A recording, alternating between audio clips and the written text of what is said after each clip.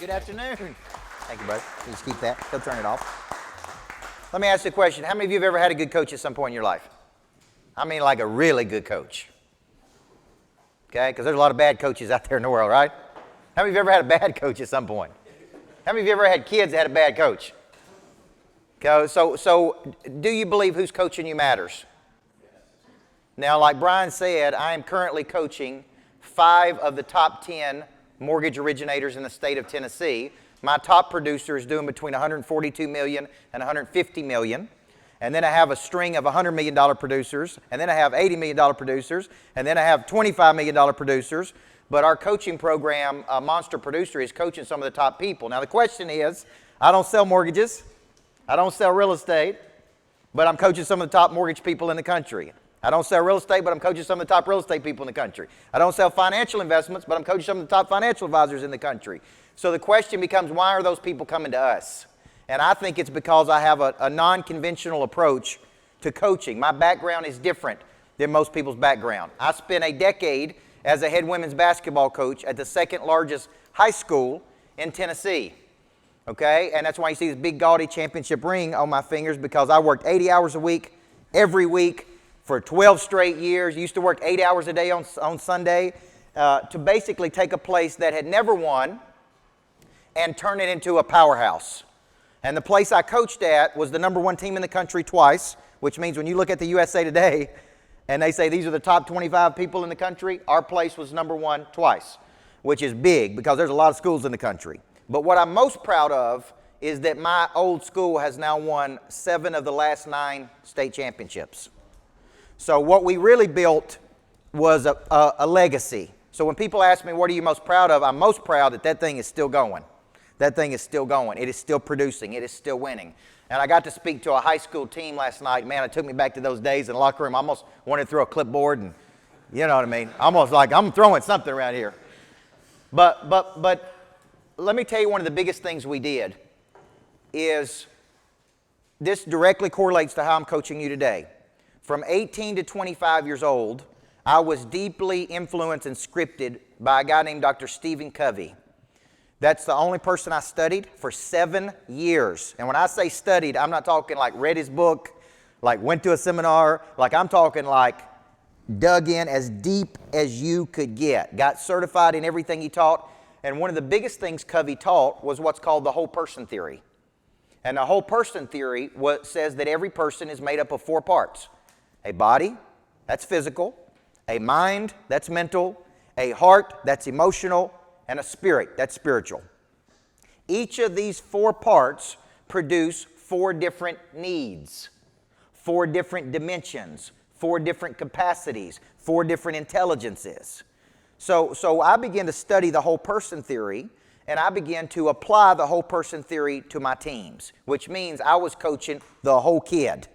So imagine if your daughter played for me and you dropped her off to me at 14 years old. Imagine her learning the 7 habits of highly effective people at 14, and the principles of good to great, and the 5 dysfunctions of teams, and the 5 disciplines of a learning organization. So we were so far advanced than other high school coaches that this directly correlated. The more we fed the players, the more we won.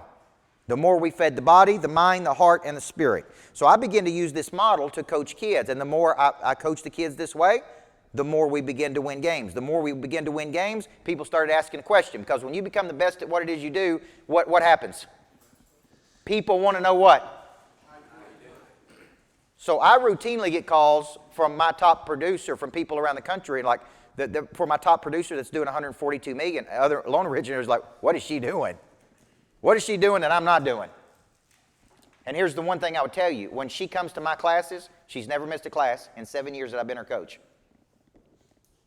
Because I hear a lot of loan originators like, I'm too busy to go get coached. And I'm like, man, I'm coaching a $142 million producer, and she never misses class. Never. She could say she was busy. Does that make sense? But I watched that woman come to class, and within minutes, she's executing a strategy that I taught that morning. She comes and gets one strategy, and by that afternoon, she's doing it.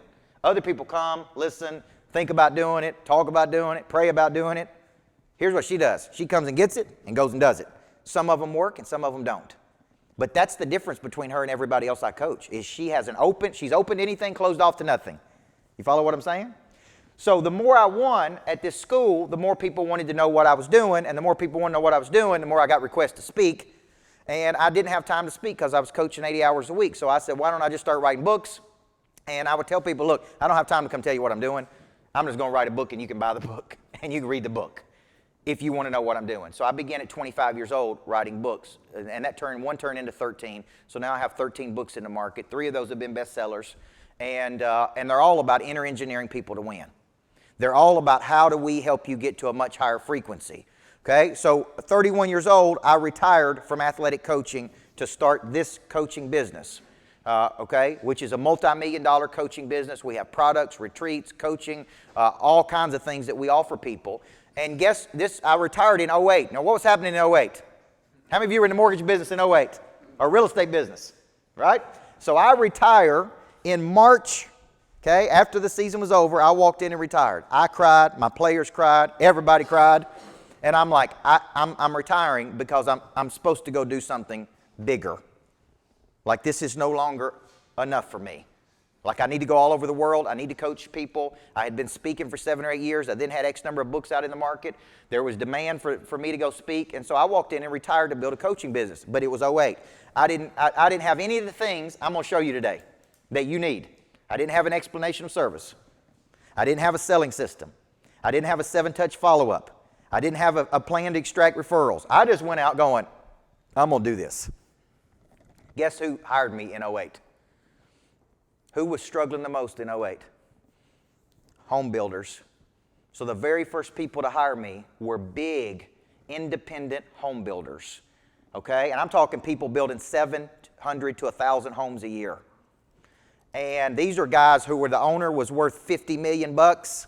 But he's watching his net worth be eroded every day. He's scared out of his mind. He's laying people off. He's afraid he's going bankrupt. And so I begin to get all of these calls from big home builders going, man, we don't know what to do. We can't move houses. I can't get my sales team motivated. My sales agents were making $300,000 a year. Now they're making $40,000 a year. Can you come in and help us? I didn't know one thing about the home building industry. I'd never coached anybody in real estate before, but I began coaching these people. And here's what I found out. First thing we had to do was work on their mindset. Second thing we had to do was work on how they sold. Third thing we had to do was keep them in a forward posture. And so I began saying, here's what we're going to do, and I began coming there and coaching them. Now, when you coach big home builders, what do you learn? You learn everything. You learn how they develop the land. You learn how to build the houses. You learn how to market. You learn how to sell it. You learn how they finance it. So we began having success with these home builders. And so after we had success with the home builders, guess who started calling? Banks. So then banks started calling, going, man, we're losing money. Everything's in a recession. Everybody's scared to death. Will you come in and coach your bank? So then I got on the banking side and started coaching banking people. And when you coach people in the real estate industry, who else comes? Real estate agents begin to come. Mortgage companies begin to come. Title companies begin to come. Insurance companies begin to come. Anything that touches home ownership. So I began getting calls from all of these people. And I'm not talking about going into a seminar, guys. I'm talking about go in, dig in, and coach these people for a year. You know, I met you because I've been Churchill Mortgage's coach for probably 3 years now. I've coached every leader at Churchill Mortgage. I've coached every loan originator. You understand what I'm saying? So I've coached their operations team. So I've got over to the operations side to understand how the mortgages work on the operations side, which is a big thing to understand.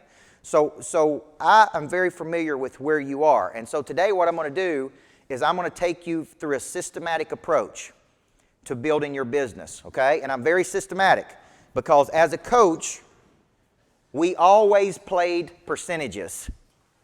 Does that make sense? Like we had our number 1 play we went to, our number 2 play we went to, our number 3 play. I started coaching people, loan originators, and I would say, what are your top 4 strategies to get customers? And they would look at me and go, boy, that's a good question, coach. What is my top 4 strategies? Okay? They hadn't thought about it. And I'm like, no. The purpose of any business is to create a customer. I need to know what your number 1 is, your number 2, your number 3, your number 4. I need to know what secondary strategies you're using. Like we're going to start building an arsenal for you to go get new customers. So I begin building all of these systems, processes, structures. So today I'm going to take you through what I would consider a prospecting system, a selling system. Okay? And I'm gonna simplify this, because what a good coach should do is like take something complicated, make it simple. Take something real complicated and make it simple. So everything I do, I'm like, okay, how do I make this simple? How do I make this simple? So we're going to do 3 sessions. We're going to do 45 minutes at a time, then we're going to take a break. Because what I found out is when I was a high school teacher, the average attention span of a high school student is exactly 14 minutes. The average attention span of an LO is exactly half of that, 7 minutes. Right? So we're going to go hard for 45 minutes. We'll take a break, then we'll come back and go again, then we'll come back and go again. This... When people tell me I got a time management problem, how many of y'all said you got a time management problem before? How many of y'all said there's so many things to do, I can't get it all in? How many of you have ever used the word overwhelmed before? Let me tell you something. There's 2 types of overwhelm. Here's what I tell my students. There's 2 types of overwhelm. One is you don't have enough. And one is you got too much, you don't know what to do with it. Now, which one of those would you like to have? 2 types of money problems. You don't have enough, or you got so much you don't know what to do with it. Which one would you like to have? So when I hear people say, I'm overwhelmed, I got a time management problem, I can't get it all in, I'm too busy, I've got all this, here's the problem. You don't have a time management problem. You have a priority problem. Okay? Because the purpose of any business is to create a customer. Okay? Peter Drucker said that. That's as simple as it gets. Now the reason I tell you that, because I'm going to ask you a simple question. How much of our day should be spent on creating new customers? So here's the deal. You're going to give me all kinds of numbers, 80%, 90%. For most LOs, not even 20% of their day is on getting new business. Everybody understand what I'm saying? So we mandate in my office that we prospect for 2 hours a day, every day, of nothing but outbound prospecting. That means nothing but new money. So here's what you can't do. You can't mix your activities together. Now, I like Neapolitan ice cream. Neapolitan ice cream is chocolate, vanilla, and strawberry. And it is clearly delineated. There are clear lines. But if you take that ice cream and you set it outside for a couple of hours in 80-degree weather in New Orleans, what does that look like? A big old mess, which is how most loan originators' days look. It's a big old mess. You know why? They're mixing selling with operations, with solving problems. You understand what I mean? There is no clear delineation. So I want to eliminate any confusion for you today. If you are not prospecting right now, a minimum of 2 hours a day in nothing but new business, then you ain't prospecting enough. Everybody hear what I'm saying? So we do it at 9 o'clock every day. From 9 to 11, we do nothing but outbound prospecting. And I'm going to show you exactly who to call on today. So if you're wondering, like, who should I be calling? There's 4 types of people you should be calling during that period. But this all goes back to one thing. The main thing is to keep the main thing the main thing. And the main thing needs to be generating new business. Everybody with me?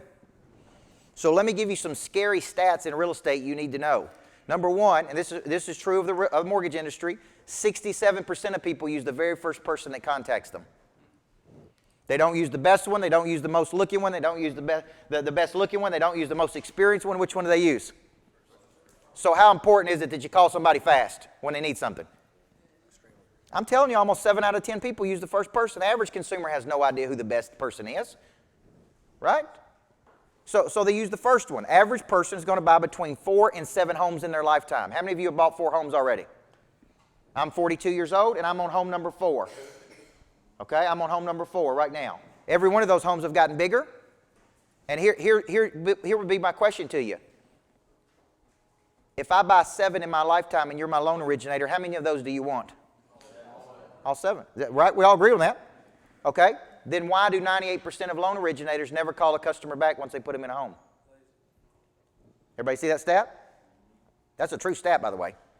98% of people in the real estate industry, mortgage and real estate, never call a customer back once they put them in that home. That's right. And I just told you, they're going to buy 4 to 7 homes. So today, we're going to work on a plan. You should be calling your customers back when you do a mortgage. Buyer's remorse kicks in within 30 seconds. right? Buyer's remorse kicks in within 30 seconds, guys. They're scared. You should be calling your customer the day of the closing. You should be calling them 2 days after the closing. You should be calling them 2 weeks after the closing. You should be calling them 2 months after the closing. And then you should have a way to bring them back to you, whether it be customer appreciation events, where there's something you need to do to bring them to you. I've got one LO that's doing $85 million. He has 4 big customer appreciation events. His customer appreciation events average between 200 and 400 people. And he crushes it in referrals. From the consumer, not the real estate agent, from the consumer. So he puts these 4 big events on per year. He gets sponsors and partners, and I partner with him on one event. We do a big country music night where we get a major country music singer that's hot at that moment. We rent a big barn, and we go in there and we do it together. It's an intimate night with a big-time person that you couldn't normally get, and it's 200 or 300 people. It's one of the coolest things ever. And he promotes it for months. But he is a master at doing what? Bringing that customer back to him after the experience. So you're losing a lot of money if you don't have a plan in place. And here's the sad thing. I've coached $100 million people who told me they wanted to go from $100 million to $120 million that have no plan whatsoever once they put a person in a home. And I'm like, you told me you wanted to go from 100 to 120. You're doing 600 mortgages a year. You're telling me that you don't have a plan in place to go back to those 600 people and get 3 referrals out of them? We could make all that money in that one spot. So if you leave here today and you don't get anything from me, that may be one thing you go back and you say, we need a plan in place to go after. Now, I'm not talking you got to call the crazy people back that you don't like, because I know there's 10% or 20% that's totally lunatics, and there's nothing you could do to make them happy. Totally get it. I don't want to work with people that I don't like working with either, okay?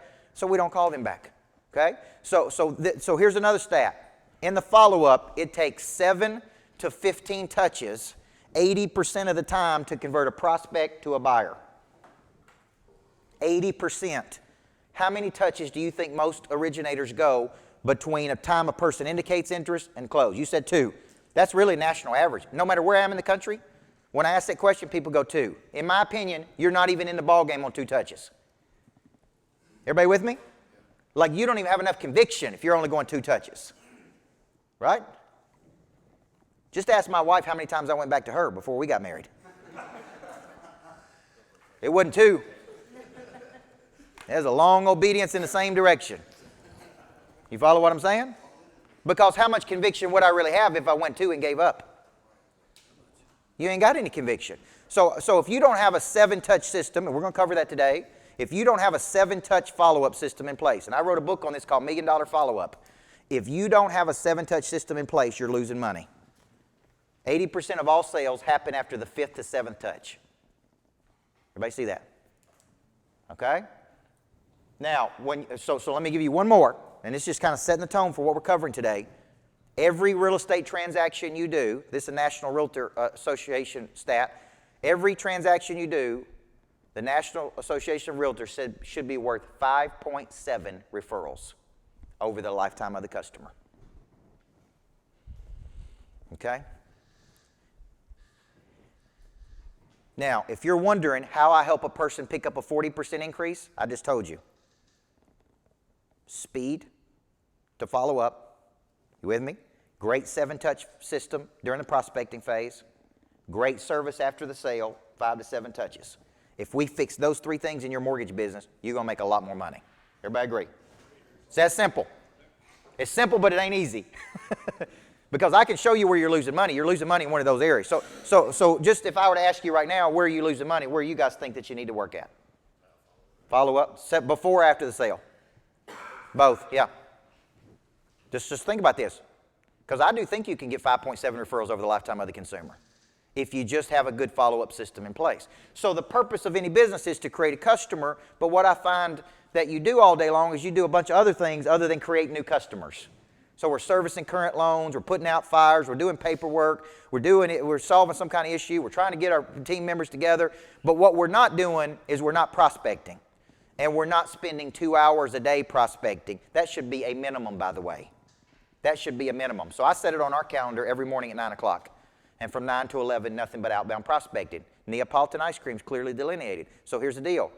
My salespeople do not need to be doing operational things while they're prospecting. They don't need to be servicing current clients during our prospecting.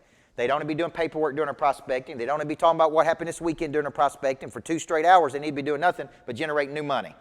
New money, new money, new money, new money. If you'll implement that one thing, okay? Now, I learned that because I was coaching one of the top real estate agents in the country who was doing 175 deals a year in a town of 7,000. Now, I want you to think about this. He was doing 175 transactions in a town of 7,000 people. Seneca, South Carolina, which is right beside Clemson. And he hired me to work with him for a year, and I said, why are you hiring me? Here's what he said, I'm bored.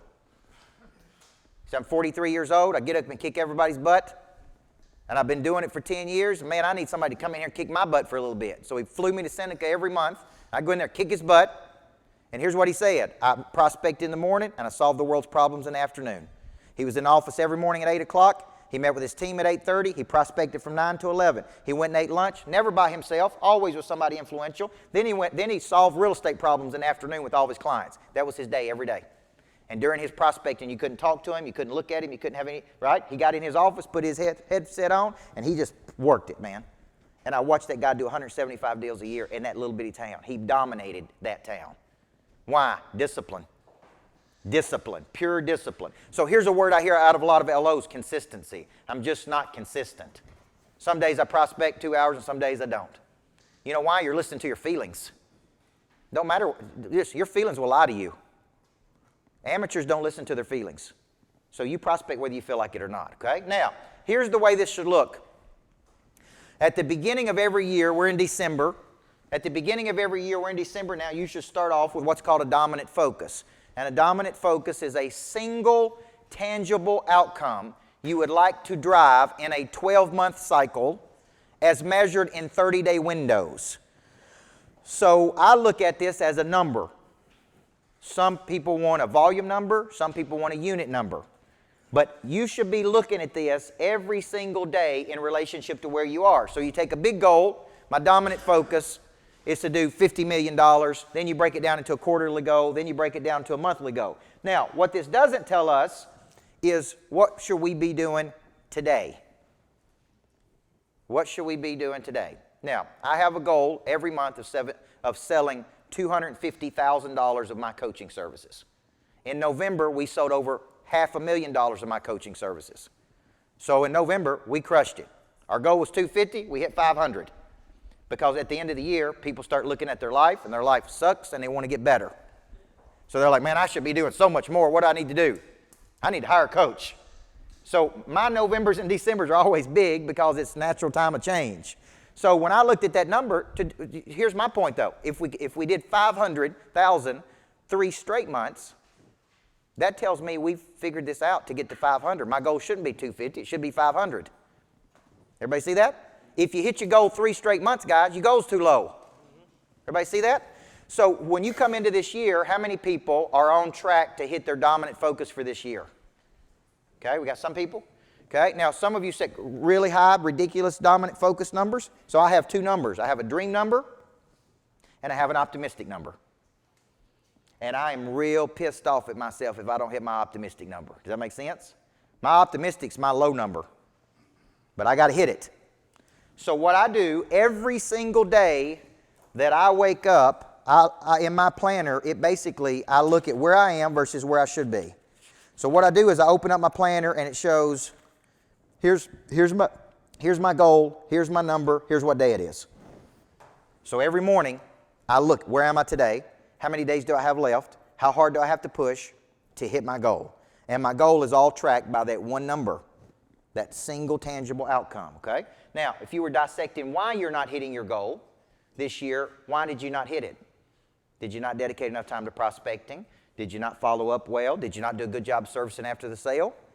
Did you not go out and build your brand enough? Like, what was the reason you didn't hit it, right? That's what you need to be asking yourself. And then what is your goal? What is your dominant focus going to be next year? Now, this tells me this one thing. I want you to start thinking like this. There is a high value of your time, and there is a low value of your time.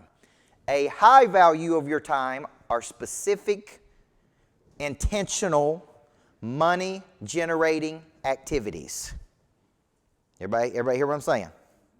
A low value of your time is any activity that you participate in the day that has got nothing to do with generating new revenue.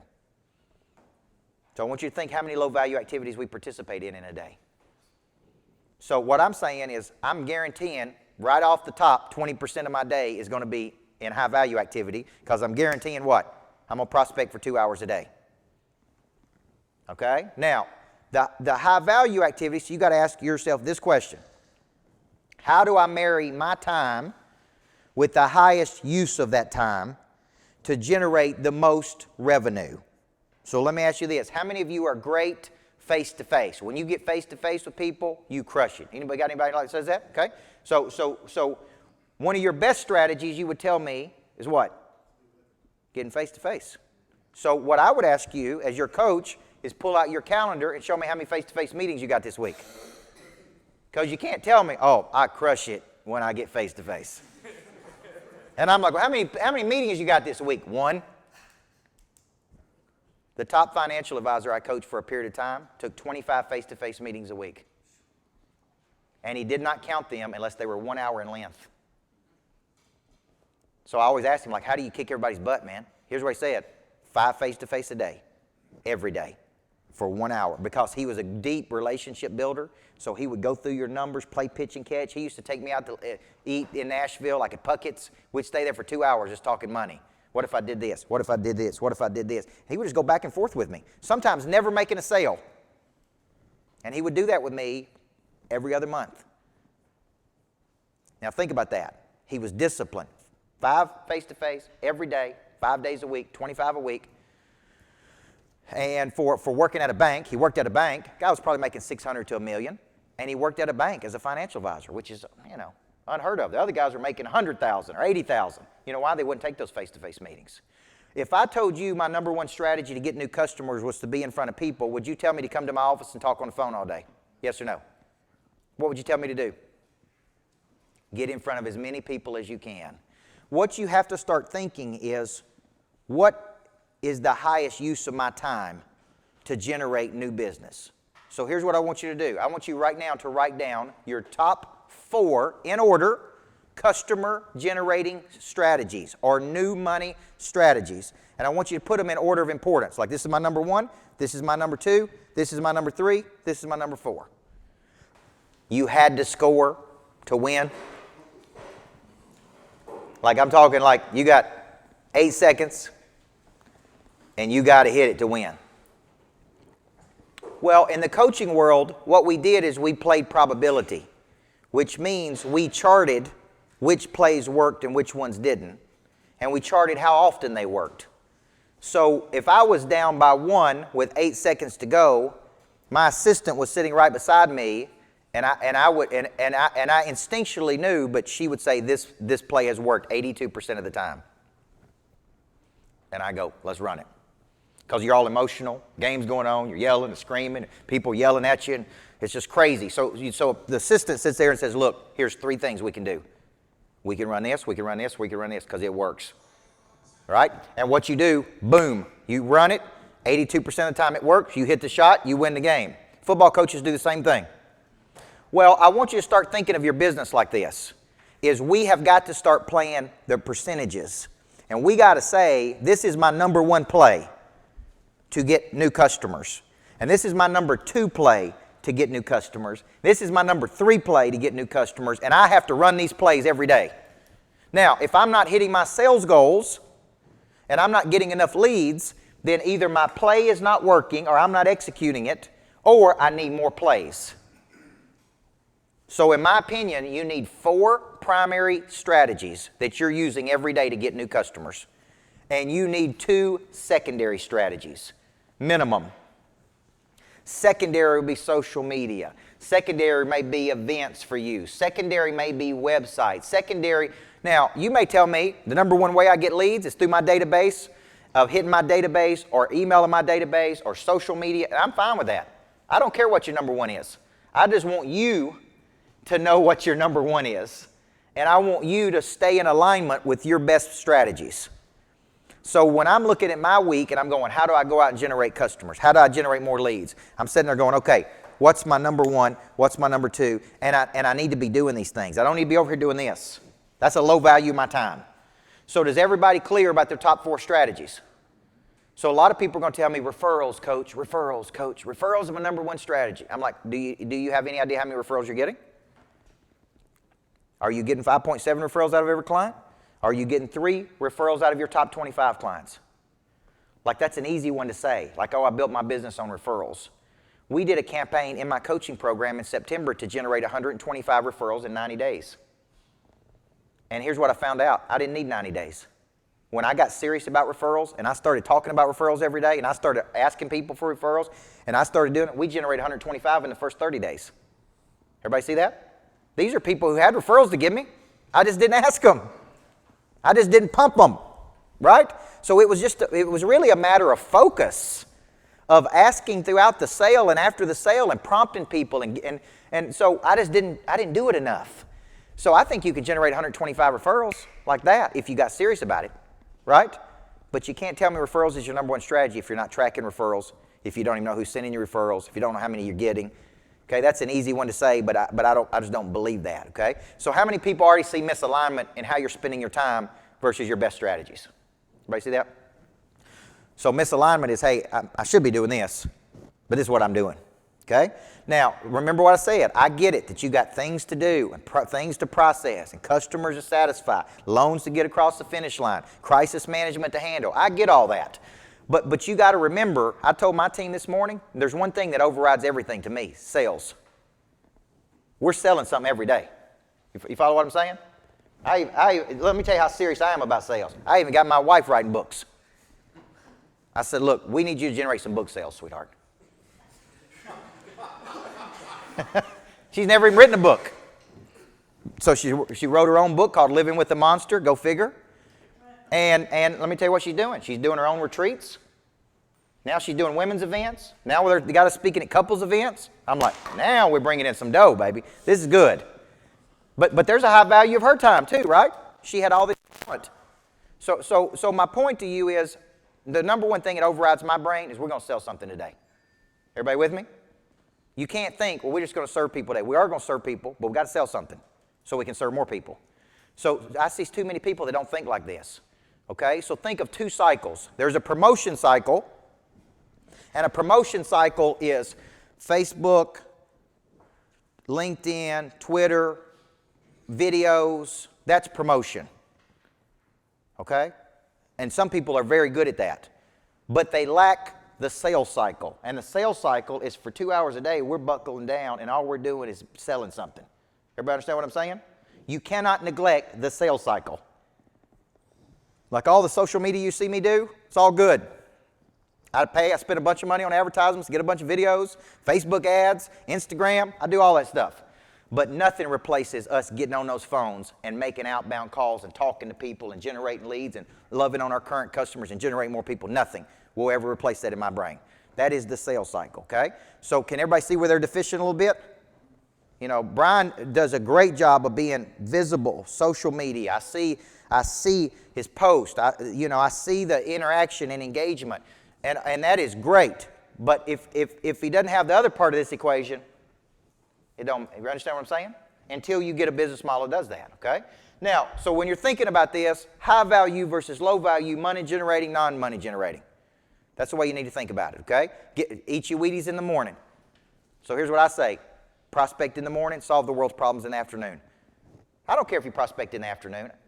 It's just studies show that people are more receptive and open in the mornings than they are in the afternoons. So we prospect hard in the mornings, and then we solve problems in the afternoon. But if you're selling something, you can be prospecting all day long.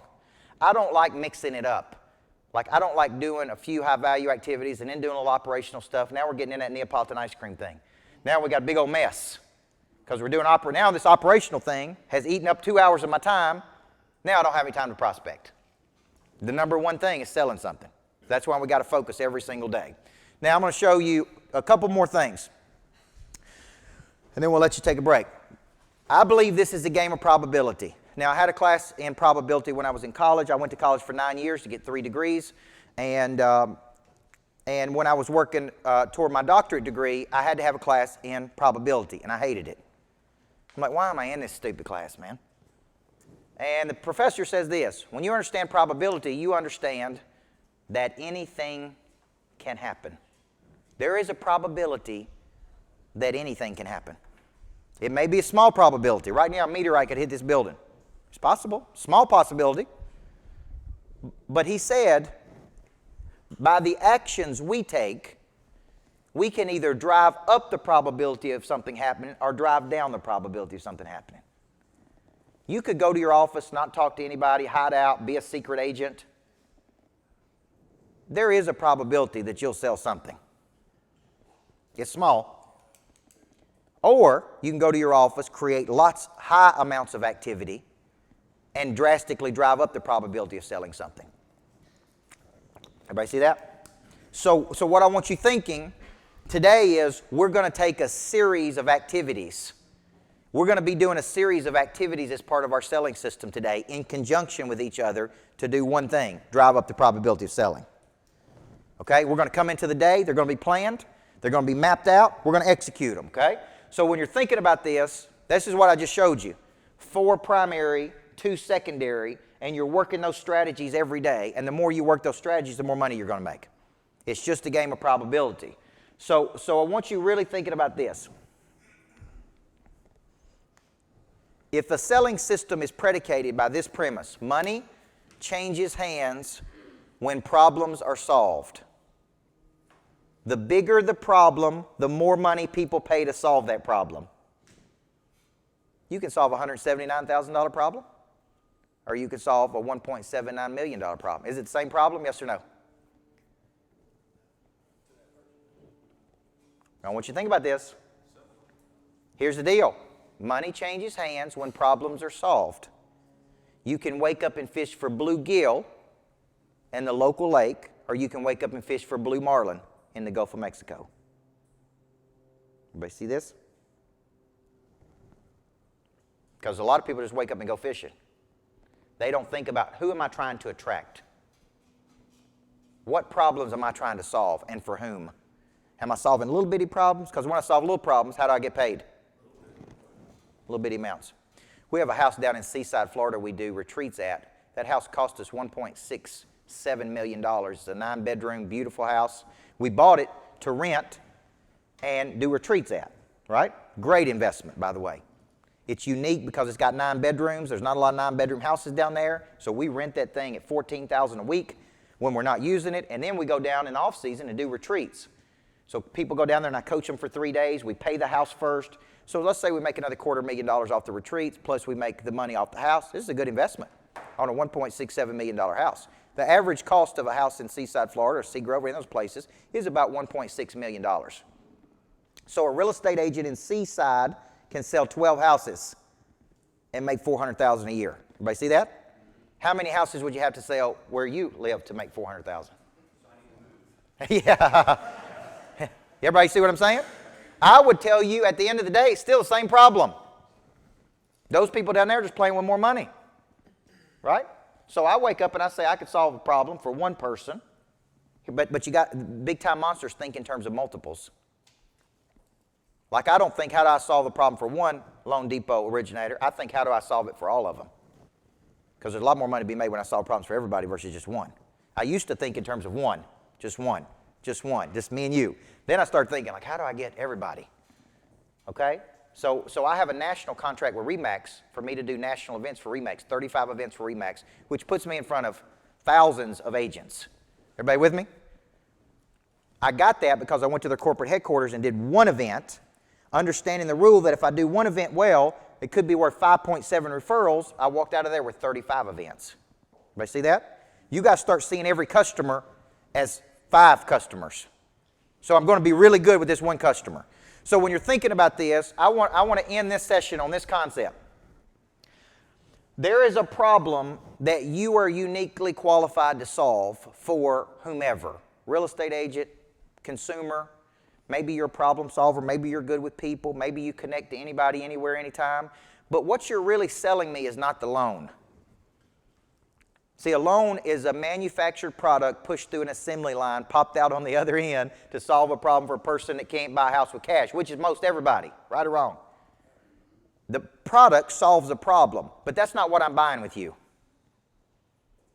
See, I can get that anywhere, yes or no? I can get it online. I don't even need to talk to a person. I can get it anywhere because commoditization has come into the mortgage business. So why do I need you? Why do I need you? See, I need you because you have some unique skill set that I can't live without. What is that unique skill set?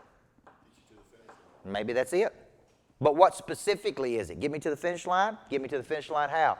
So I want you to think about this. Like the loan originator I use, I went to elementary school with, I went to high school with. We were college roommates together. You're paying too much right now? Okay, probably. But we have a long, deep history with each other. He's also in my coaching program. He's also helped me get a ton of business. You understand what I'm saying? All my best friends pay me to coach them, which is a real interesting dynamic because we're best friends. But they pay me my full fees to coach them, and I pay them their full fees for their services. But let me tell you what his unique ability is. He is a master at numbers. He was a math wizard in elementary school, math wizard in college. He was a former basketball coach like me. And so you can throw percentages at him, and he can figure out things quickly and pop it back out to you. So anytime I got a question about numbers or percentages or how much am I going to pay, or what's the payment going to be, is this a good deal? I go to my loan originator, and he's like, boom, boom, boom, boom. Here's what it's going to be. No, you don't need to do this deal. And let me tell you why. That's a unique ability. Would everybody agree? So let me ask you, I want you to tell the people at your table, what is your unique skill set? Okay? Now, I use mine. The good Lord gifted me with the ability to package and deliver complicated concepts in simple ways. I don't know how I got this, but I can take something very complicated, like growth, and break it down into where it's real simple, and I can get a person excited enough to take action on it. I can't fix a car, can't cook at all. Geographically illiterate, okay? I don't have any of those talents. But I know why people pay me, which is to help them get bigger results. Everybody understand? So why do people pay you? So I want you to talk at your table and say, this is really what I'm selling. This is my unique ability. And I would put my unique ability, yours, up against anybody on planet Earth. You follow what I'm saying? Now, you mentioned Grant Cardone, who's one of my good friends, who's worth $400 million. He is a better salesperson than I am. Everybody with me? But I'm a better coach than he is. And he'll tell you that. Like I could coach him under the table. He can sell better than me. He has a unique ability that he's made a bunch of money. I have a unique ability. We don't, but when we compete, so I compete against him every day, by the way. People say, well, we're looking at Grant Cardone, we're looking at you, and I have to be able to sell them, look, he's an incredible salesperson. One of the best salesperson, probably the best salesperson on planet Earth. But with me, here's what you get. I coach the whole person. Deeply understand the whole person theory. I'm going to get more out of you. You're going to have interaction with me. You're going to see me face to face. And I say, by the way, has Grant ever called you? They're like, no, I've only talked to his salespeople. I said, well, who are you talking to right now? Because you're talking to me. You're going to see me every month when I'm coaching you. Eyeball to eyeball, right? And you're never going to get there with him. Matter of fact, call down his office right now and see if you can talk to him. And some people go, you're right. I'm looking for somebody I can talk to and see and all this kind of thing. I'm looking for an advantage versus him. Does that make sense? So I win some and lose some. He wins some and he loses some. Okay? So tell the person at your table what you think you're really selling. And it ain't the mortgage. Okay? Let's get that off the table. It's your unique ability. Okay? Take a second and talk about that. Then we'll take a break. They're good. What are they really selling? Because I'm going to tell you something. My $142 million girl, she is an incredible promoter. And let me tell you, but that ain't the only skill she's got. She is a master at going to a real estate agent and articulating her value of how she can help them become a person of interest better than anybody. So pretend you're the agent. You're using X originator. She comes to you and says, if I were working with you, here are all the strategies I would use to elevate your status. We're going to do events together. We're going to do this. I'm going to show you how I market promote. I'm going to show you everything I learned from Coach Burt. I'm going to show you the selling system. I'm going to help you with your explanation of services. I'm going to make you a superstar. And that's what agents want. They don't want cookies and Chick-fil-A biscuits and donuts. Okay? I've asked them what they want. Look, get in the boat with me and help me become a freaking superstar. And you be right there beside me. You understand what I'm getting at here? There's so much more value. So if I became a loan originator today, here's what I would do. I'd develop a strategy, 6 points, 7 points. And I would say, for every person I work with, I'm going to come around you, put my arms around you, and I'm going to teach you how to work a database system. I'm going to show you how to be a person of interest. We're going to do events together. Okay, I'm going to teach you a selling system. We're going to have to meet every single month. I'm going to be right there in your life and in your business, and you and I are going to go be rock stars together. That's what I would do. Because I've asked enough agents, what do you want from your LOs? And they never tell me biscuits and donuts. They say, man, most of these people just do not get what we really want. She gets it. So I've seen her get into my program and steal a bunch of people's business. Relationships that had been together for years. I'm like, how did she get that business? And here's what they said. She was so persistent and so relentless. But once she got my attention and showed me what she could do for me, I'm in. I was in. Because it was so much more value than what my other person was doing. Not just money. Don't think payments and whatever y'all call it. Joint venture. What do you call it? MS. Don't think, well, she just pays them more money. Some people go that route. Some people want to buy a bigger engine for the real estate agent, and that's how they get business. They just want to buy the engine. Some people want to get in the boat. And that's a different philosophy. Everybody see that? So I got to get you thinking that my unique ability is this, and you really need my unique ability. Like I'm a must-have, not a nice-to-have. Okay? And to be a must-have, you got to bring some serious heat to the equation. Okay? Now, a few weeks ago, one of my clients cut out $2 million out of his budget. $2 million. And he came to me and he said, we're cutting $2 million out of our budget, but we're not cutting you. And this was on a $200,000 contract. And he said, we believe you're so valuable to us that we can't cut you out of the budget. But we're going to downsize departments. We're going to lay people off. We're going to do all this stuff, but we're keeping you. Now, I walked out of there feeling good. But let me tell you what I walked out of there thinking. I gotta become that for all of my clients. You understand what I'm saying? Because I haven't achieved that status with all of my clients. I've achieved it with him, but I walked out of there going like, thank the good Lord that this is a blessing to me, that he sees me like this, because he could have cut me. That's one of the first things that goes when you get tight on budgets, coaching, right? But I walked out of there going, I got to get better for my other clients, man. I need every client thinking that, not just him. That's how you need to be thinking. Like in a million years, you wouldn't get rid of me. You'd get rid of everything else, but you ain't get rid of me, because that's how much value I bring to you. And most LOs don't think like this, guys. They're very transactional. Get a deal done. Go get another deal. Get a deal done. And they can't figure out why they can't break in and get these big clients. It's because the market never lies. The market tells you what your value is. And if you're not where you want to be, then it's okay. We're gonna help you get there. Okay, so this is a big one. You're not selling loans, you're selling unique ability. The better the unique ability, the more money people will pay for it. You and I are Saban fans, right? And let me tell you something. What does it matter what they pay Saban if they make $100 million a year off him? He could go back tomorrow and say, I'm $50 million. Well, you know what they'd say? Okay. Because you take an investment of $50 million spread out over 10 years. If you could make $100 million a year, couldn't you? Wouldn't you? His skill set is so strong that he is in demand, so strong that he can say, look, this is what it's going to cost for me to stay here and do this. And they go, okay, because of his skill set. Okay? So you make your skill set that strong, your value goes up in the market. Your demand goes up, okay?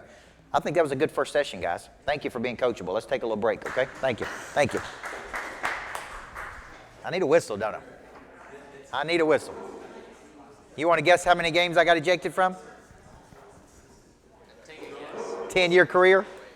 No, I did. Actually, early in my career, between 20 and 20, when I got the job at 22, I was a fireball. So between 22 and 25, I got 2. Well, 24 years of football, how many do you think I've ejected? Less than 10? Really? See, you're my kind of official, man. We would get along real good. We would get along real good. But listen, as I got older, I matured, and I learned how to talk to people better. And the officials, we actually began to like each other. Early I was just young and dumb, right?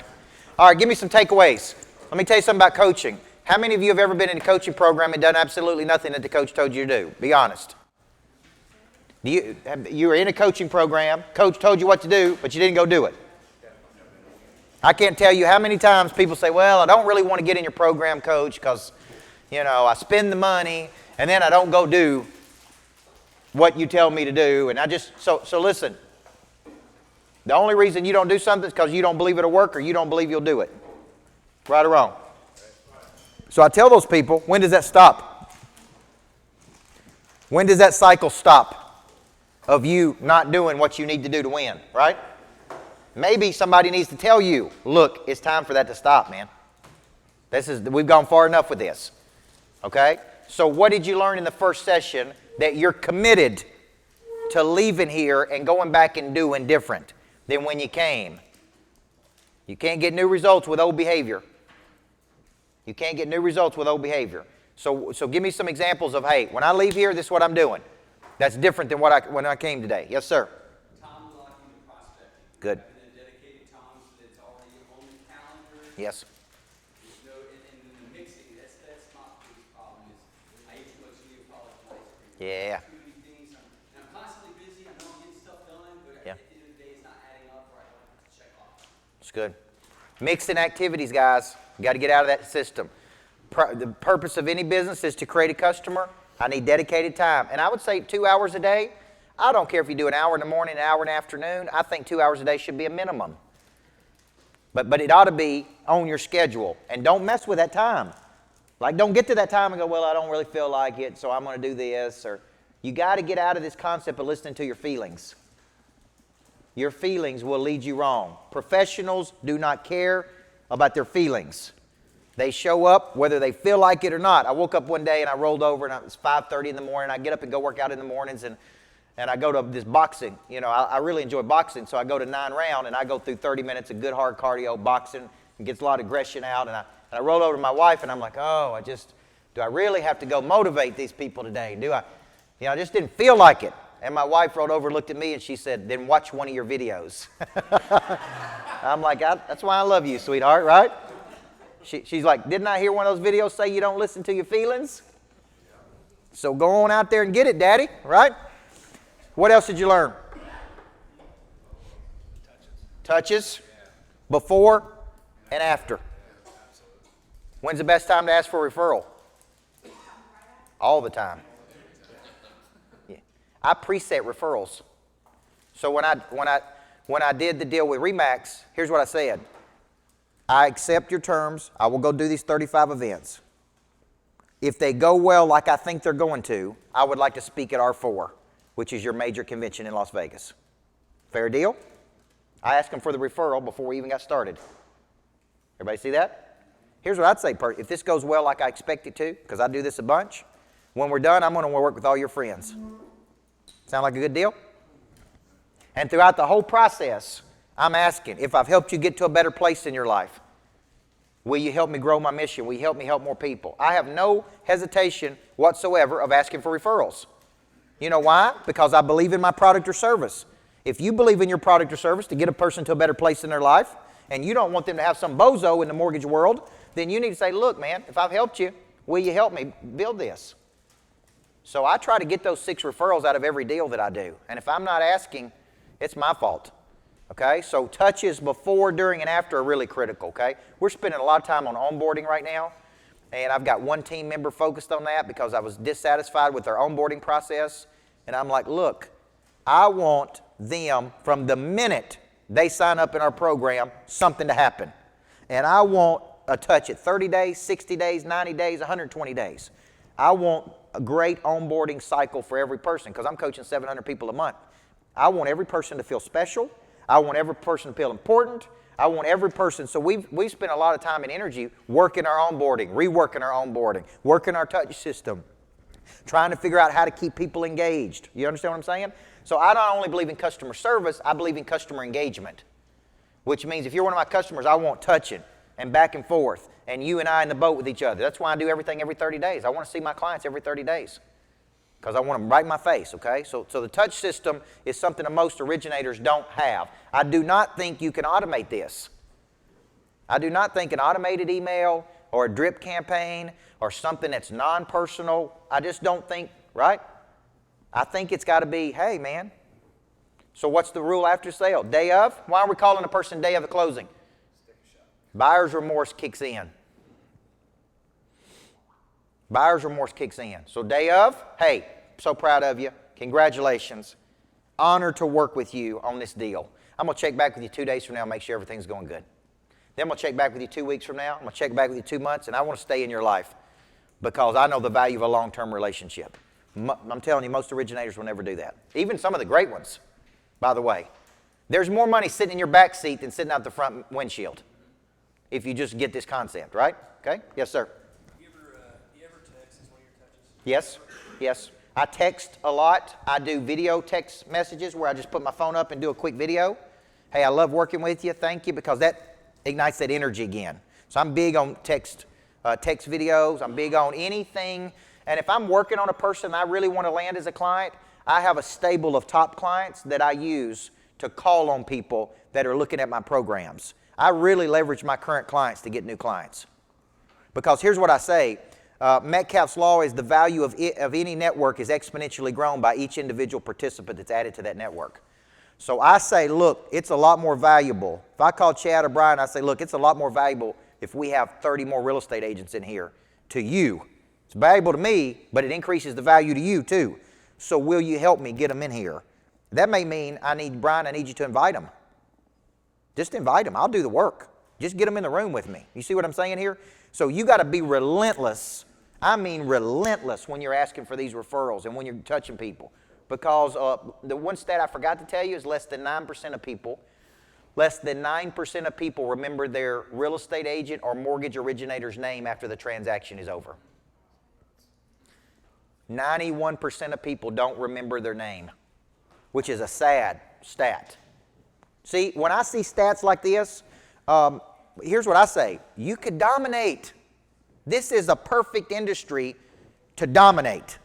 Because like insurance is a perfect industry to dominate because people are so lazy in that industry. They don't call their customers. They don't talk to them. They don't have any, right? Banking is retail banking is a perfect industry to dominate because people do such a poor job of making it personal.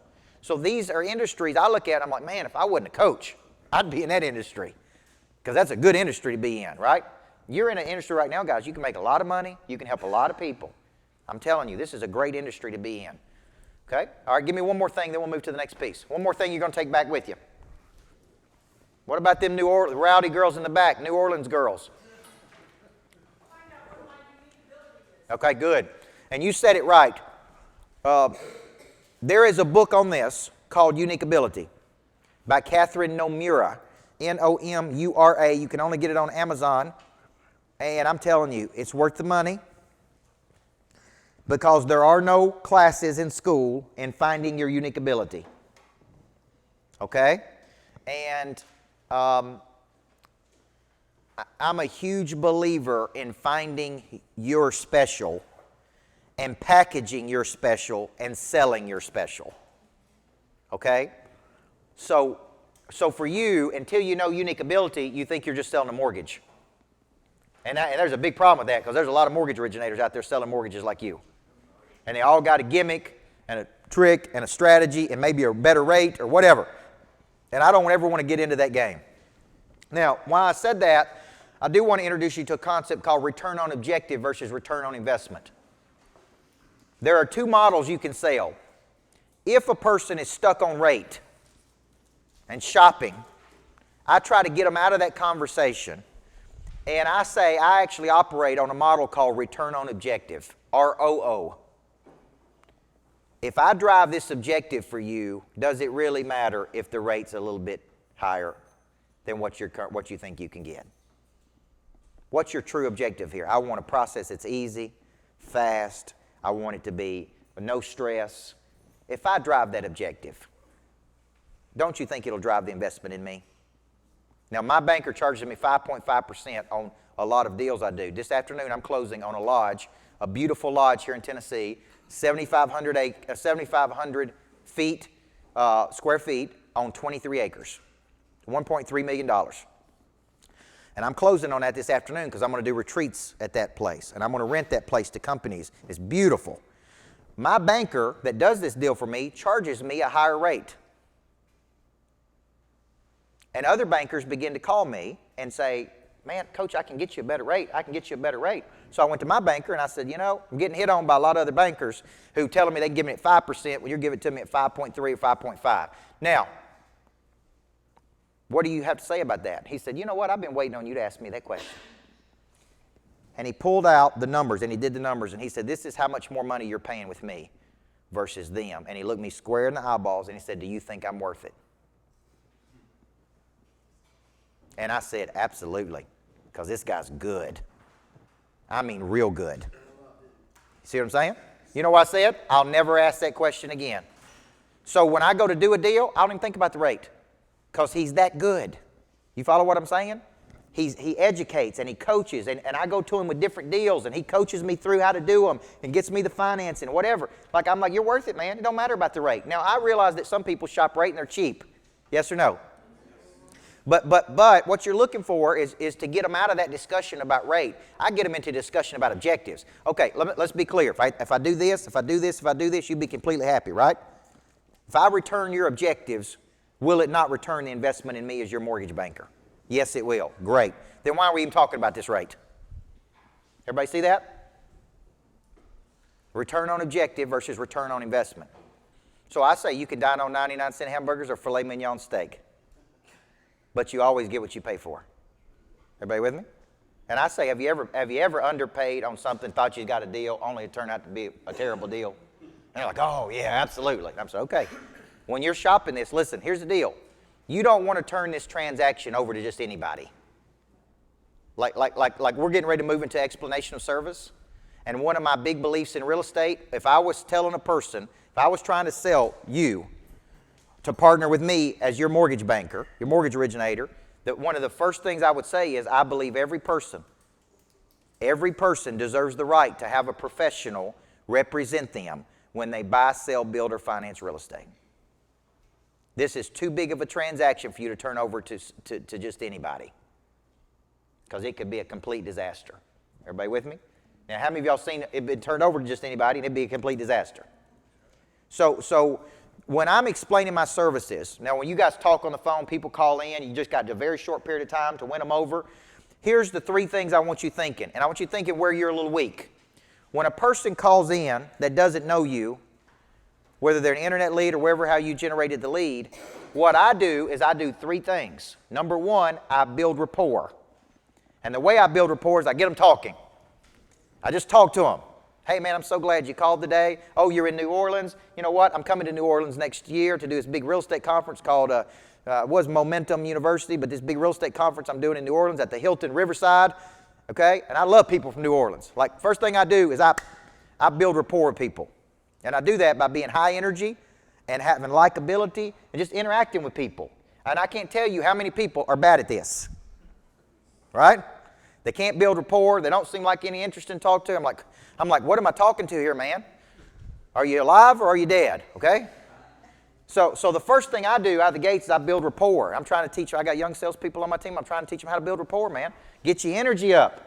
Get your vocal up, right? Get your intensity up. Hey, thanks for calling today, man. We look forward to working with you, okay? Then I do discovery. And discovery is where I ask questions. Because when I start asking questions to people, they start talking. What prompted you to call me, right? What specifically are you looking for? What experiences have you had in the past you didn't like? You know what I'm saying? I just start asking key questions. Now, once I start getting them talking a little bit, there's a moment that I call the moment of truth. And the moment of truth is when we've built rapport, we've done some discovery, and they're like, okay, like tell me, like I'm calling you because I think you may represent me on this deal, whatever. This is when we share what's called our explanation of service. Okay? And our explanation of service is very critical to this equation. And let me tell you why. People do business with other people that believe the same things they do. Okay? When you know this, We teach all of our people to lead with what they believe, not what they do. So we don't want you leading with a product or a service. We want you to have a statement of belief. For example, you hear me say, I believe everybody needs a good coach in life.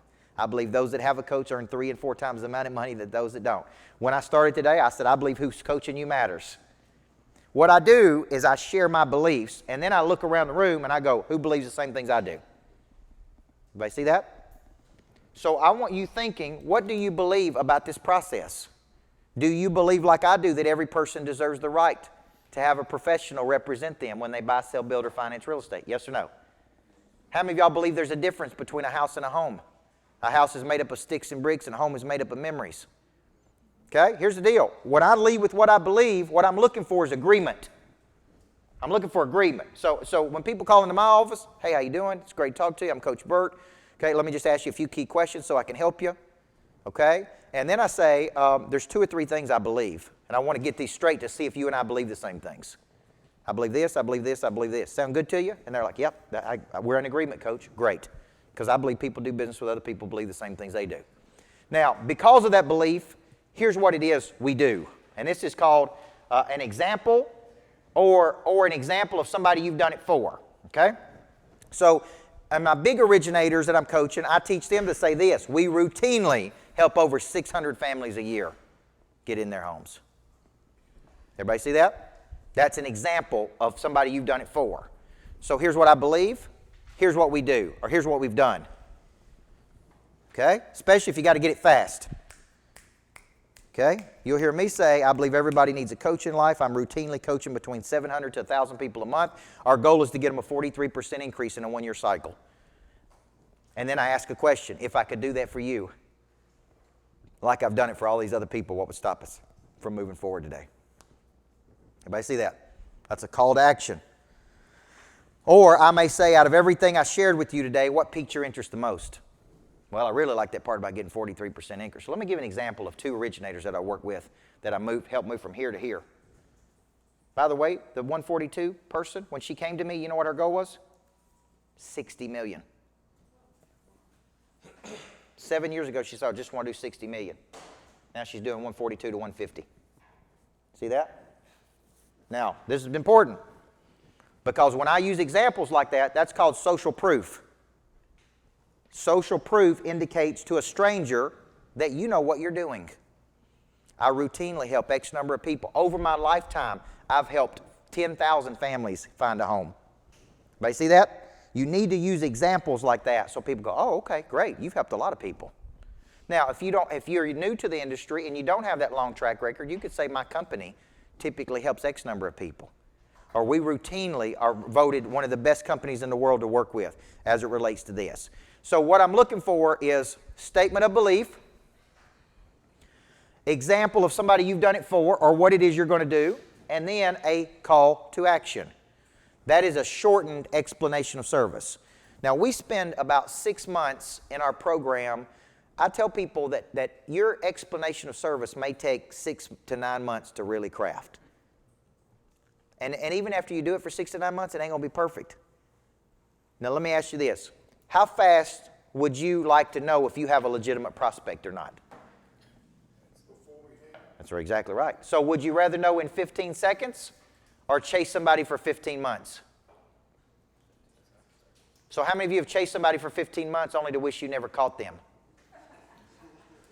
So I always ask, is what you're chasing really worth catching? So let me tell you how, and I learned this concept a few years ago. There's a guy in our program that invented the concept of explanation of service. And I believe when I share what I believe with you, that is a moment of truth where you either believe it or you don't. And if you don't, it's okay. Step over here. You're not rejecting me. We just don't believe the same things. Everybody see that? Like if I believe in value over rate, you believe in rate over value, you and I don't believe the same things. Right or wrong? If you call me and the first words out of your mouth is I'm shopping for the lowest rate, that's all there is to this. And I'm a person of value and I believe that I will pay more money for great service and great value, I believe price, here's something I say when people say rate to me. I believe price is a proxy for premium. What I mean by that is I believe the more money you pay, the better service you get. So to me, I overpay for things all the time, right? Okay, hence the watch I have on, it's probably $10,000, Rolex. Why would I could buy any kind of watch, right? Why would I buy a Rolex? Because I think it's one of the best watches. Everybody follow what I'm saying? So, and I was a high school basketball coach making $60,000 a year, and I said, one day when I make it, I'm going to buy a damn Rolex. Everybody understand what I'm saying? So my point is, if the reason you're here is because Brian and I believe the same things. Coaching, growth, development, hunger, momentum, attacking a market, doing something big. That's probably why you're here, right or wrong. What if you didn't believe any of those things? We would not have a good relationship with each other. It would be friction. So think about every bad customer you've had and think about it was because they didn't believe the same things you did, right or wrong. They saw you as just a person, anybody could do this mortgage. They didn't see you as a professional. Okay? I see the people I work with as professionals. My mortgage originator is a professional. My insurance agent is a professional. My attorney is a professional. Okay? So I value this. I don't even look at the rate because the relationship is more important to me than the rate is. But guess what? That's the kind of people I'm trying to attract to. Everybody see that? So I want to take a second right now, and if I pinned you down and I said, give me a core belief about what you believe, about your industry, about professionalism, and you had to say to me, pretend I called in, and I said, man, I'm looking at doing this house, and I'm looking for a person to do the mortgage with me, and so if you build rapport, you do discovery, and then you're going to share your belief statement. Here's what we believe. Or you could say, here's what we believe.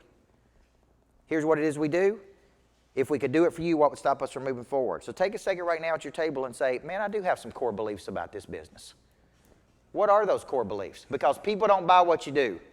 They don't care what you do. If you and I were on an airplane together and you sat beside me, here's how the conversation typically goes. People look at my championship ring, and then they look at it again, and then they look at it again, and then they get up enough guts to ask me a question. Hey, excuse me, is that a Super Bowl ring? Same question. I know it's coming. And I go, yes, I was a punter for the New England Patriots. I'm like, do I look like an NFL football player? But here's what I say. No, I was a championship women's basketball coach, but I retired from that job. And then they start asking me, like, retired? Like, how old are you? You know, like, that's odd that you retired that early. And I said, before I tell you what I do, because then they say, well, what do you do now? And then I say, before I tell you what I do, let me tell you what I believe. And then it'll make sense. I believe everybody needs a good coach. And I say, have you ever had a good coach? And they go, oh, yeah, absolutely. So you know the power of a good coach in your life, right? Yeah. And I say, well, who's coaching you now? Because I believe we're either dynamic, static, or entropic. You know, and I go into this conversation, and sometimes, you know what they'll do? Reach in their pocket and go, here's my business card. Call me. I've been looking for a good coach. Does that make sense? Now, what if I got on there and they said, what do you do for a living? And I went, I'm a coach. And that's all I said, or business coach.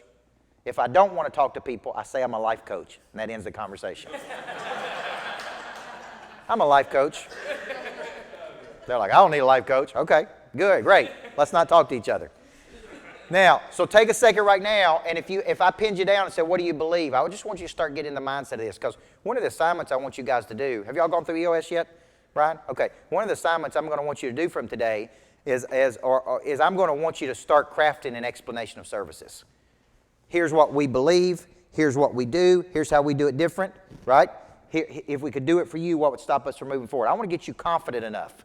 If I put you up in front of 40 real estate agents, I don't want you to get up there and talk about how great Loan Depot is. I want you to get up there and say, at Loan Depot, let me tell you a few things we believe.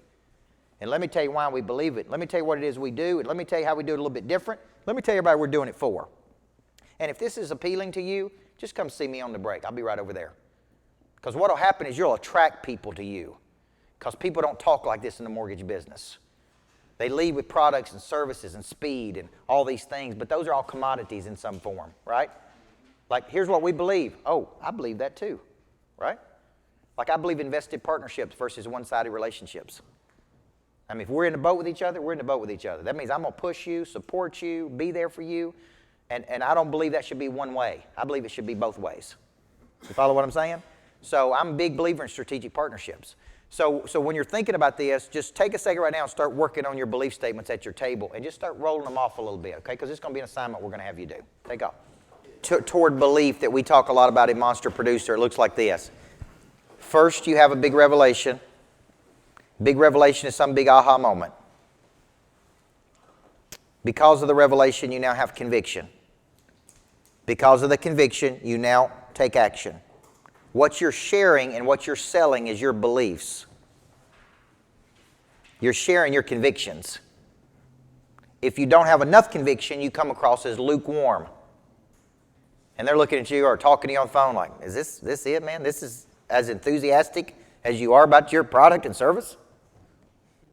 Okay? And I joke because the other day, a telemarketer called me, and sometimes I take those calls just to give me a mental break and have fun. So I joke with them a little bit. And I listen to their sales process. And halfway through the call, I'm like, man, can I ask you a question? He's like, yes, you can. And I'm like, you don't even believe in your product, do you? He's like, no, I don't. Yeah. I'm like, I know you don't believe in it. I have to believe. Let me just give you a little tip on selling. I have to believe that you believe it. You see that? So when I'm sharing my conviction with people, it ain't even about a product. It ain't even about a service. It is about you and I locking arms with each other and going and doing something we couldn't do before. That is a conviction that I have. Does that make sense? Because I had a revelation. Now I got conviction. Now I'm ready to take action. There's too many lukewarm loan originators in the world. Don't have any conviction about their product or service. It's just like, well, this is just a product, push it out and mortgage, and you got to have one. And, there's no passion and energy there. And that's what I'm looking for, especially if it's the first time I've called you. Because I can have one phone call with you and go, I like that dude. That energy was good, right? Like I don't hear LOs be that excited. So I'm telling you, you got to have this here. So what I'm saying is learn to lead with what you believe, not what you do. And if you get up in front of a group of real estate agents or people or whomever, and you get a chance to speak, and you have a captive audience like this, get up there and say, let me tell you what it is we believe at Loan Depot. And let me tell you why we believe this. Let me tell you what it is we do. Okay? Let me tell you why you want a relationship with us or we want a relationship with you. And don't get up and say, well, thank you for letting me come, and I appreciate it, and we got some good products, and you come over to us, we get things done real fast, and we're real good. Don't get up there and say that. Get up there and say, this is what we believe, this is what we do. If we could do it for you, see me right over there when we're done. That's conviction. That's what you're selling, okay? That's what you're selling. And if you're recruiting people, that's what you're recruiting. Remember, anybody hear what Steve Jobs said to John Sculley when he was recruiting him? Which turned out to be a bad hire, by the way. John Sculley was the president of Pepsi. He was making a fortune, and Jobs wanted to recruit him to be the CEO of Apple. And they were taking a walk because Jobs liked to take walks with people. And Scully's like, I'm making a bunch of money. Why would I come to Apple? I've never worked at a technology company. And Jobs looked at him and said, look, if you want to sell sugar water for the rest of your life, then do it. If you want to come to Apple and help me change the world, then do it. So here's your choices. Sell sugar water, come to Apple and help me change the world. And that's a strong statement. I say to people, if you want to keep doing what you're doing, keep doing it. I'm fine with that, but you're clearly disengaged with it. You don't have any passion for it. You got so much more potential. If you want to come work with somebody who's going to push you every day, push you towards your potential, and we're going to go on a journey together, and we're going to go change the world together, now come join my team. That's what we're going to do. I challenge people. And some people go, nope, I'm out. Some people go, yes, I'm in. But notice how fast I know. First statement is very powerful. That's the belief statement. So when you're initiating our sales cycle, the whole thing is initiated by first the explanation of service, the EOS. Because we believe having something to say is just as valuable as having somebody to say it to. So this is one thing you guys are going to work on, your explanation of service. Okay? It's going to take a while. You're going to have some crappy ones, and that's okay. It's like writing your first book. It's going to suck. But at least you wrote it. And then your second one's going to get better, and your third one's going to get better. Big-time salespeople have a world-class explanation of service. Would you agree with that? They have a world-class EOS. They practiced it, man. They're good at it. They can get up and go with it, okay? Now, once we work on our explanation of service, statement of belief, example, call to action. We could spend 6 months on that one thing. We then move to our selling system. Now, I want you to look at this cycle, and I'm going to read this off because you may not be able to see it. Up here, remember, we create opportunity, and we create opportunity by using our top 4 primary strategies and our 2 secondary strategies. Those created opportunities are leads. Once leads come in the door, we do 3 things. We build rapport, we do discovery, and we share explanation of service. At that moment, after you share your EOS, only one of 2 things are going to happen. They're going to say, yes, I'm in, or they're going to give you objection. Now, tell me some of the most common objections you hear. Already got somebody. Got to talk to my wife. Poor wives, they get thrown under the bus so many times. Like, it's hard to get my wife on board. I don't know. I got to go home and talk to her. Okay? What else? Cost. Hey, expensive. Got to think about it. What? Rates. Here, these are all objections. Now, here's what I want you to think of. Objections are just opposition of thought. How many of you have ever objected to something and still bought it? To me, selling is going back and forth with a person. It's not just going, okay, go shop rates and come back to us. Like, how much conviction do you have? Like, if you're going to roll over that easy, do you have any conviction or not? Like, I'm going to go back and forth with you. Okay? So when you give me some lazy excuse, got to talk to my wife, I understand. Is there any other reason outside of you having to talk to your wife that would keep you from moving forward with me? Because I'm sure your wife's going to be on board with this. She's on board with pretty much everything you tell her, isn't she? Right? Like, I challenge people. I understand. Is there any other reason other than this one reason that's keeping you from moving forward? Is there any other reason other than rate that's keeping you from moving forward? Because you like my service, don't you? I told you I'm going to drive the objective, right? Seems like it's going to be a great partnership with us. Is there any other reason outside of you worrying about the rate that's keeping us from moving forward with each other? Okay? Then they go, no, it's just the rate. Now I know what the true objection is. Yes? So here's what I do. I come back and I challenge them. Okay? Now, hey, I understand that you're looking at rate. My philosophy is simple. Price is always a proxy for premium. Anytime in my life I've gone cheap, I've gotten a cheap outcome. And I hated it. And I believe you can dine on 99-cent hamburgers or filet mignon steak. You always get what you pay for. I throw a little jab in there. And some people are like, you're right, let's do this. My point is, they're just testing you. So you don't need to say, like the relationship builder that we've been taught, especially in the South, we're taught to supplicate to the consumer, which means when I say, well, I'm shopping rate, and you go, well, okay, go shop rate, and I think you'll find that we're still the best, but come back to me at some point in the future. I challenge people a lot harder than that in a positive way. I'm like, you can shop rate, and you can probably find somebody to do it a lot cheaper than us, but let me tell you this. There's 3 things they can't do for you that we're going to do. This, this, and this. Now, is the rate still that the most important thing to you? So you're telling me the rate is better than the service. Everybody follow me here? So when I'm working through objection, it's like a wrestling match where we're grappling with each other. I'm going back and forth and back and forth, back and forth. And many times, they will go, you're right, let's do this. Okay? So when you're in your cycle, I want you to think about where you struggle. Do you struggle in creating opportunity? That's lead generation. Do you struggle in building rapport, doing discovery, EOS? Do you struggle in overcoming objection? Do you struggle in having 7 touches between the time a person indicates interest and the time you close them? Or do you struggle after you get a new client to generate leads from that client? You struggle just in one of these areas here. It's not like you struggle in 100 areas. If we just figured out which area you struggled in, we could help you in that area. And if you got better at that one area, you would make more money. Okay? So how many people struggle in lead generation? It's okay to admit. Okay? How many people struggle in the building the quick rapport, explaining services? Okay? We could get better at that one. How many people struggle with overcoming objection? Okay? How many people struggle with 7 touches in the follow-up? So that one's a big one. How many people struggle with 7 touches after the sale? Okay, so here's the deal. If you leave here today, you don't learn one thing, you go back and work on one of those 2 things, I guarantee you pick up 5 to 15 more deals next year. That's a lot, right? Do the commission on 15 more deals. How much more money would you make? There's no excuse in the world for you not getting 5 to 15 more deals next year if you just fix these couple things, man. That could change everything for you, I promise you. So let's look at the selling system.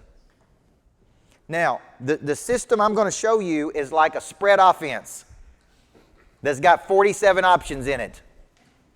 You know, Brian mentioned me doing a retreat with Hugh Freeze. Hugh Freeze right now is one of the hottest coaching commodities in the world. He's up for, he may have gotten a job already. He's up for an OC job at Tennessee, Alabama.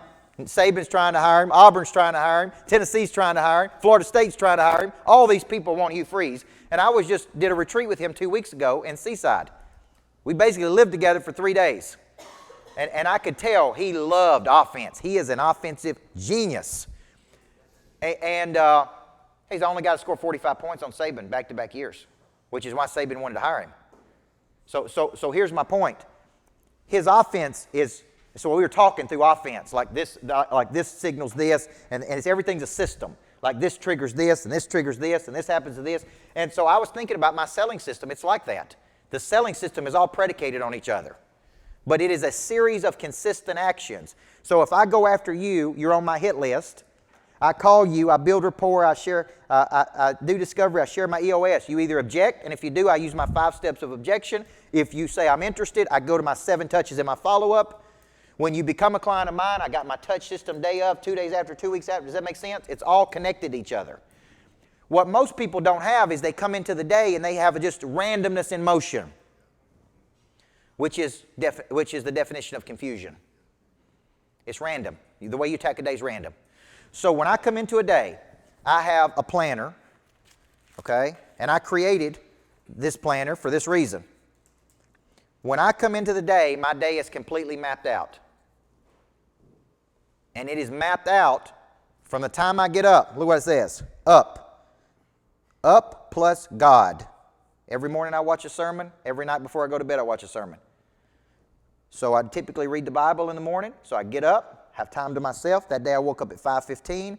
I had 45 minutes to myself. 6 a.m. I work out. 7:45 I had a conference call, and I went that day until it looks like about 5 o'clock, and I was traveling that night. So I just time block on one side. And I literally put get dressed, work out, wake up. Every night I write it up. Then I move over to the other side, and the other side is where my activity comes from. Okay? And my activity is tied to this system. So I sit down and I go, what's the 3 biggest things I have to do tomorrow? Those are my 3 biggest high-value activities. 1, 2, 3. Who's on my hit list tomorrow? Hit list equals new money. Everybody with me? I typically have 3 to 7 people on my hit list. Okay? And that represents new money. So I want you to write this down if you're taking notes. I want you to write these categories down.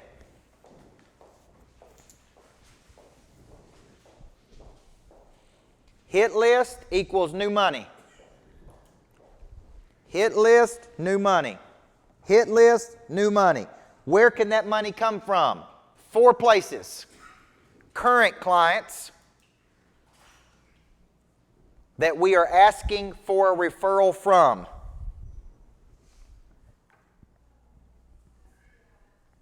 Those are clients that could be between contract and close.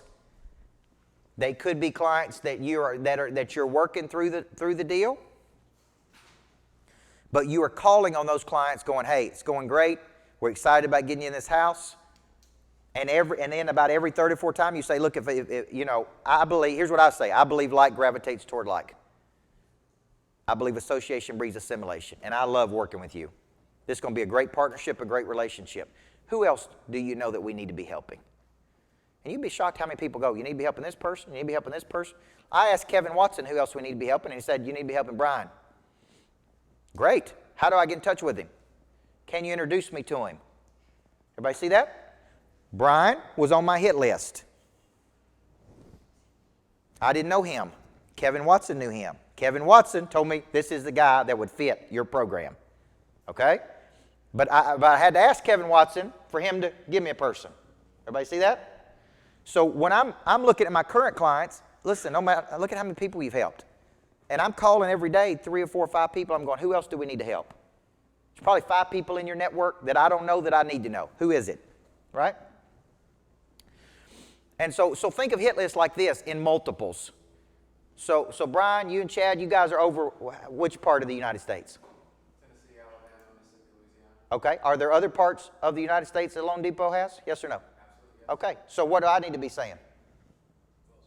Brian, who else that is your counterparts or contemporaries that do what you do in other parts of the country do I need to be calling on? Right? It's unlimited. He may introduce me to 5,000 people. One person could be worth that much. So I'm constantly calling on my current clients going, who else do I need to be helping? Who else do I need to be helping? Who can you bring to class with you? Who, right?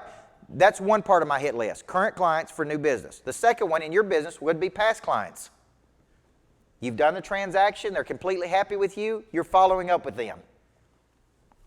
Right? 2 days, 2 weeks, 2 months.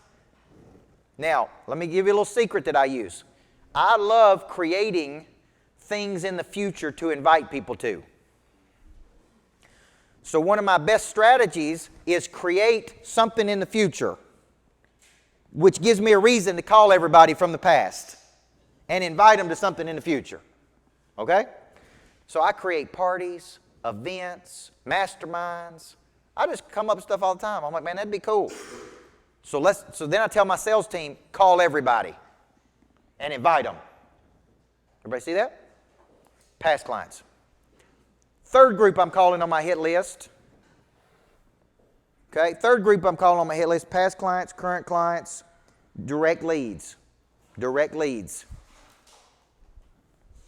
Ever how you generate leads, that's on my hit list.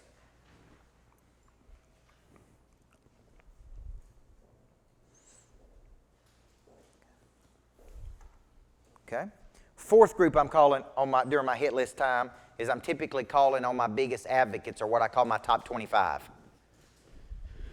So if you notice the hit list, these are kind of semantics, but I have a hit list of new money, and then I have top 25, which are my 25 biggest relationships. And I'm calling on 3 of my top 25 a day going, hey, who else do I need to be helping?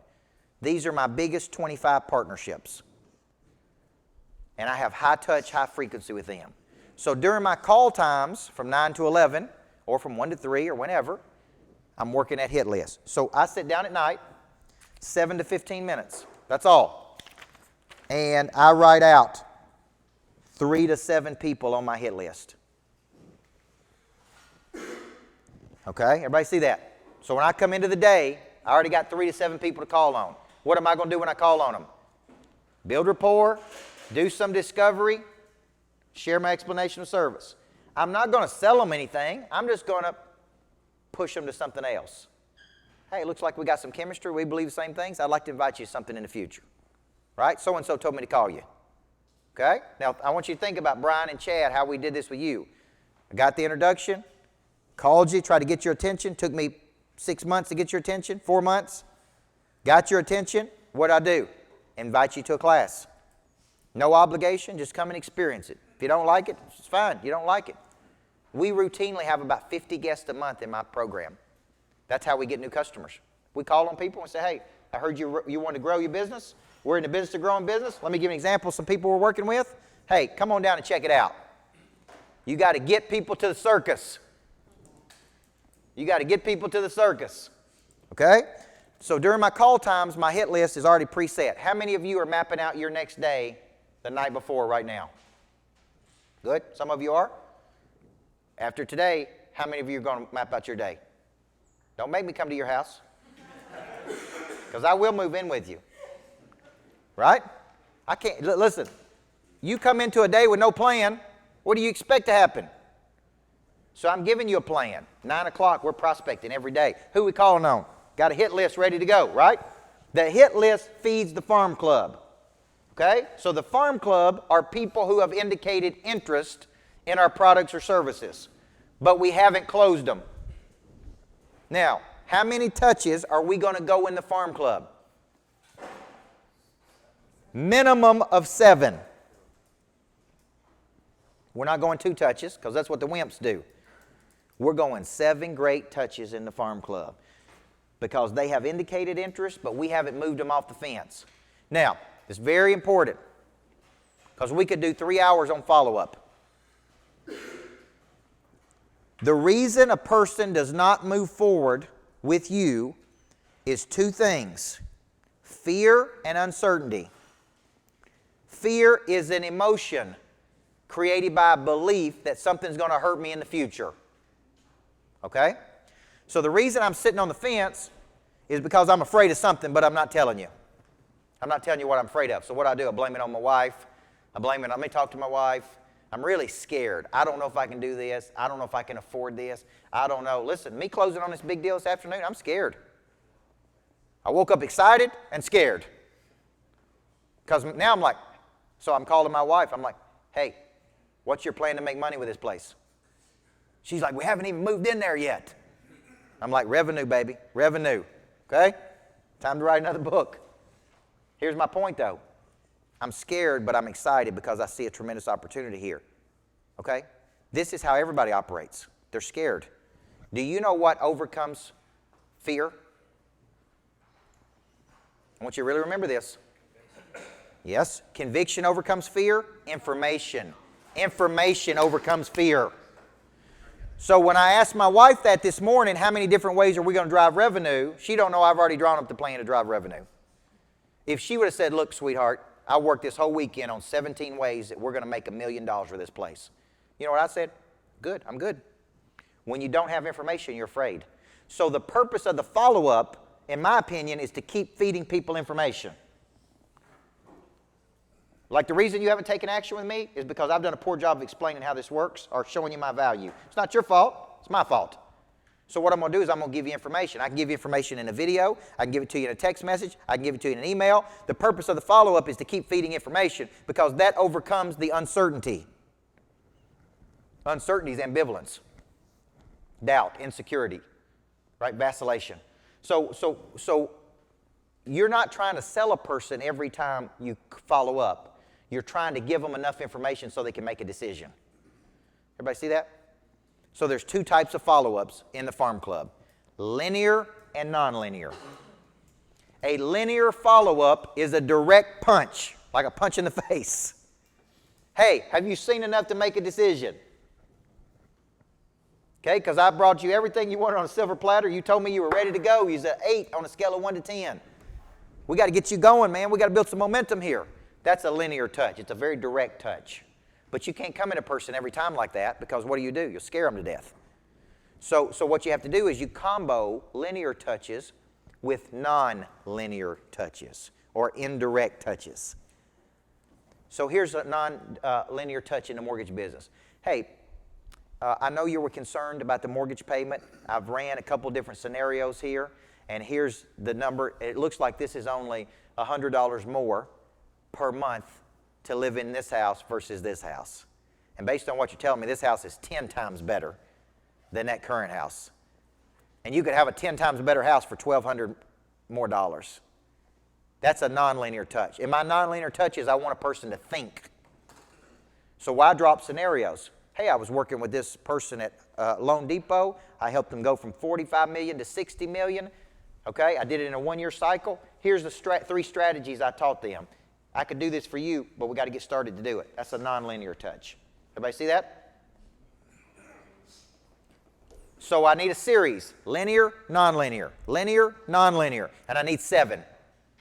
And you don't need to use the same mechanism, like just text or just call or just video or just bomb or just whatever it is you use. What you need are like punches, okay? And so we tag people in my office. And what I mean by that is I tell my sales team, if you go 3 times with somebody and you get no traction, pull somebody else in.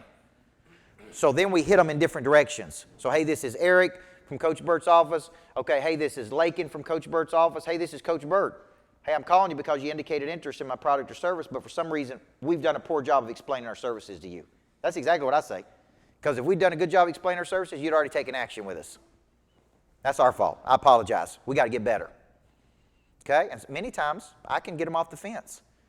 And what if that don't work? And I really want them as a customer. Call my best customers. Call my best clients. And I'm like, man, I need you to pick up the phone and call us. So yesterday, we spent 15 names to some of our best customers that are all wanting to spend $25,000 or more with me, and we sent them to our top 2 or 3 customers, and we said, I need you to call them. And one by one, they're calling them. That one conversation with another person could get them off the fence. You understand what I'm saying? So what kind of relationship would I have to have with those people for them to fight for me like that?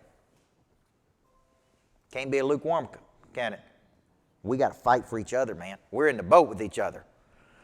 So every day when I come in my planner, what have I got? I got a hit list, and I got a what? Farm club. Every day. Which days? Every day. How many hours am I prospecting every day? Minimum of 2 hours. Every day. Every day I chop wood and carry water. Every day I chop wood and carry water. Every day I chop wood and carry water. New money, new money, new money, okay? Now, then I move to my third category, okay, which I've got here is called the new customer, or I call it the net promoter. So I want you to think about how good are you right now with every new customer you land, that you quickly get them fighting for you.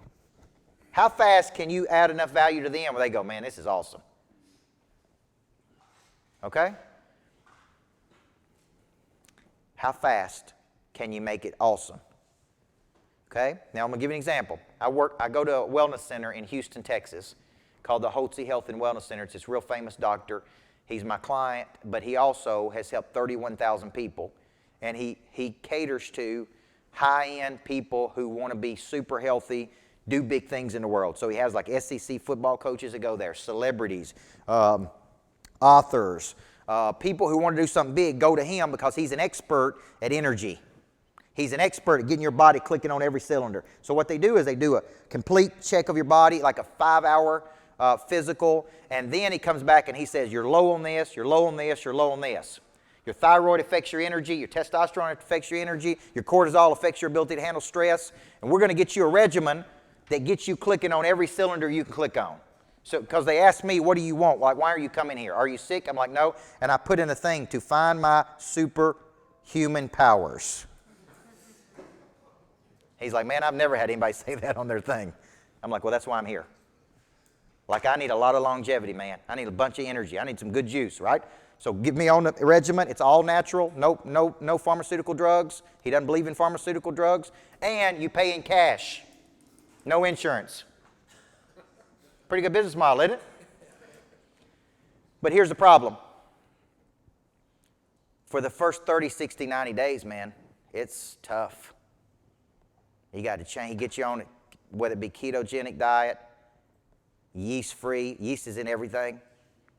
Off sugar. You understand what I'm saying? And you feel like crap. Because if you like sugar and anything yeast, you understand where I'm going with this? So what happens is you go through this cycle of, man, why am I doing this? This sucks. And on day number 90, I woke up one day and he had all of my levels clicking. And I looked at my wife and I was like, whoa, like it's like I'm on another planet. My energy is incredible. My mindset is incredible. But it took me 90 days to start feeling the benefits of that, right? So I'm coaching his company, and they have a lot of fall off. And I said, man, the fall off is because most people ain't tough enough to stick 90 days. I said, we have got to design it where when they come to this clinic, the next day something happens. You follow what I'm saying? They're not going to feel better the next day, but we need them to think they're starting to feel better the next day. So I want a nurse to call them the very next day. Okay, great. We're going to go through a little period right here where it's not going to feel good, but trust me, 90 days from now, we get your levels going. What they were lacking was all these touches when they got a new customer. So what happened is people would start this regimen, and then they quit before they could see the benefits of it, right? And so I've been working with them, like when you get a new customer, like let's do an incredible job the first day, 2 days after, 2 weeks after, 2 months after. Okay? Let's assign a nurse to them to check on them every week because they're paying a bunch of money. So every Monday I get a call from my nurse. She checks on me. How's your energy? How do you feel? How's your levels looking? What do you need? That's the kind of concierge service they have. Okay? But they didn't have that until I started working with them. So I want you to think about your system. When you get a new customer, how good are you at immediately feeding them value where they go, this is awesome, man. And I'm telling you, this is an area in my company that I have personally got to get better at. So I've assigned one person in my company to this. And I'm like, look, solve this problem. Make it better. So we've dissected it. We've looked at it. We've talked to customers. Like, how do we get better at this from the time a person signs up to the time we get them to class, to the time we change their life? You understand where I'm going with this? Because I want them going telling everybody. So how good are you? So I want to take a second right here, and then we'll let you take a short break. Tell people right now, when you get a new customer, how good is your system for immediately adding value to their life, to build momentum toward asking for the referral? Because I suspect a lot of the mortgage process is very disjointed, and sometimes when I've gone through it before, I'm like, man, this is so random and sporadic. Like, this person called me, and this person called me, and I'm like, what's going on, or how's it working, or you know what I mean? Like, it needs to be free-flowing, okay? Hey, look, we're going to call you every Tuesday and update you on your file. We're going to make sure you know exactly what you need to know. We're going to hold your hand right across the finish line. If anything comes up at any time that we don't like, we're going to tell you as soon as we get the information. Everybody see that? This is how you need a good system. So if you don't have this, you're really lacking a key component in your system. Because when it's over, there's two things we're going to ask. How satisfied were you on a scale of 1 to 10? If they say anything less than an 8, they didn't like it. And how likely are you to recommend me to somebody else? Okay? How likely are you to recommend me to somebody else? You want somebody to say, it was a 15, man. This was an absolutely incredible experience. I work with a lot of title companies, and a lot of title companies are disasters. Their operations unit's a disaster, and a lot of those believe if they just bring a good closing gift to the table. Like if we just find which kind of vodka Coach Burt likes, and we bring some mandarin orange vodka to the closing, like he'll forget how awful this process was. Everybody see that? That's their idea of customer service. You want this process of, man, hey, this is like a smooth machine, man. Bam, bam, bam, bam. Like we do this all day long. We're professionals. So where do you feel like you lack in this cycle? Okay? Take a minute right now and talk about that. Then we'll take a short break, and we'll finish up. All right. We're almost at the finish line. Now, here's what I want you thinking. What we're doing is we're building a series of actions every day that drive up the probability of making a sale. Everybody see that? So when I'm looking at my day, I've given you 3 categories. I got a hit list. That's new money I'm calling on. I got a farm club. That's people who have indicated interest. I got new customers I'm trying to onboard correctly. And I got my top 25. Now, if you came to me and you said, Coach Burt, I want one strategy. The one strategy that will make and earn the most money in your system. It is the top 25 strategy. This is where you cultivate 25 deep and meaningful relationships with strategic partners and feeder systems and past clients and anybody who you believe will fight for you in the market. And let me tell you what you do with these 25 people. You love on them like crazy. You stay involved in their life like crazy. You have special events for them. You have private parties for them. They are at, like, these are your 25 geese laying golden eggs. Okay? Now, when I come into my day, the planner is designed to force me to put these things in here. So it says top high value activities. Then it says key targets. That's my hit list. Then it says farm club. Those are my prospects. Then it says 25. Top 25. So typically I have 3 top 25 on my schedule every day. So when you're looking at my schedule, it's broken down like that. Every day I've got 3 to 5 hit list. Every day I got 3 to 5 farm club. Every day I got 1 to 3 new clients. Every 3 I got 3 top 25s. Typically 3 per day, not 3 per week. Okay? Now look at my activity. 5, 10, 13, 16. I'm typically doing 16 to 20 high value activities a day. When am I doing those? For the most part, between 9 and 11. Now, notice I didn't say call 100 people. Notice I didn't say call everybody. I do not believe some of the coaches out there in the mortgage industry teach you to call 10 people on Monday and 10 people on Tuesday and 10 people on Wednesday and 10 people on Thursday. Now, I'm not saying that's wrong because that's been successful for a lot of people. I don't think you can work. I don't personally believe you build depth of relationship with 400 people. I believe you build depth of relationship with 25 people. Now, imagine you working this strategy and next year you generating 75 qualified referrals out of just 25 people. How many of you already know people? When I'm using this strategy, how many of you have people in your top 25 right now? Now, if you don't have 25, that's the goal. Start with 5, then move to 10, then move to 15, then move to 25. Everybody see that? My goal is to have 50, and then have 100, and then have 150, because those are multipliers. And those are people who are just fighting for you in the market. So when I'm looking at my week, all I'm doing really is coming into with very specific activities. Got my hit list, I'm working. Got my farm club, I'm working. Got my top 25, I'm working. Got my new clients, I'm working. Now, look at the other things I'm doing. I'm working my database, and the way I work my database is I send outgoing stuff to them. I write my own emails, and I send out a hit to my database. Right? So that's one thing I'm doing. I got my social media going. That we could do a whole class on social media. I got my strategic partnerships going.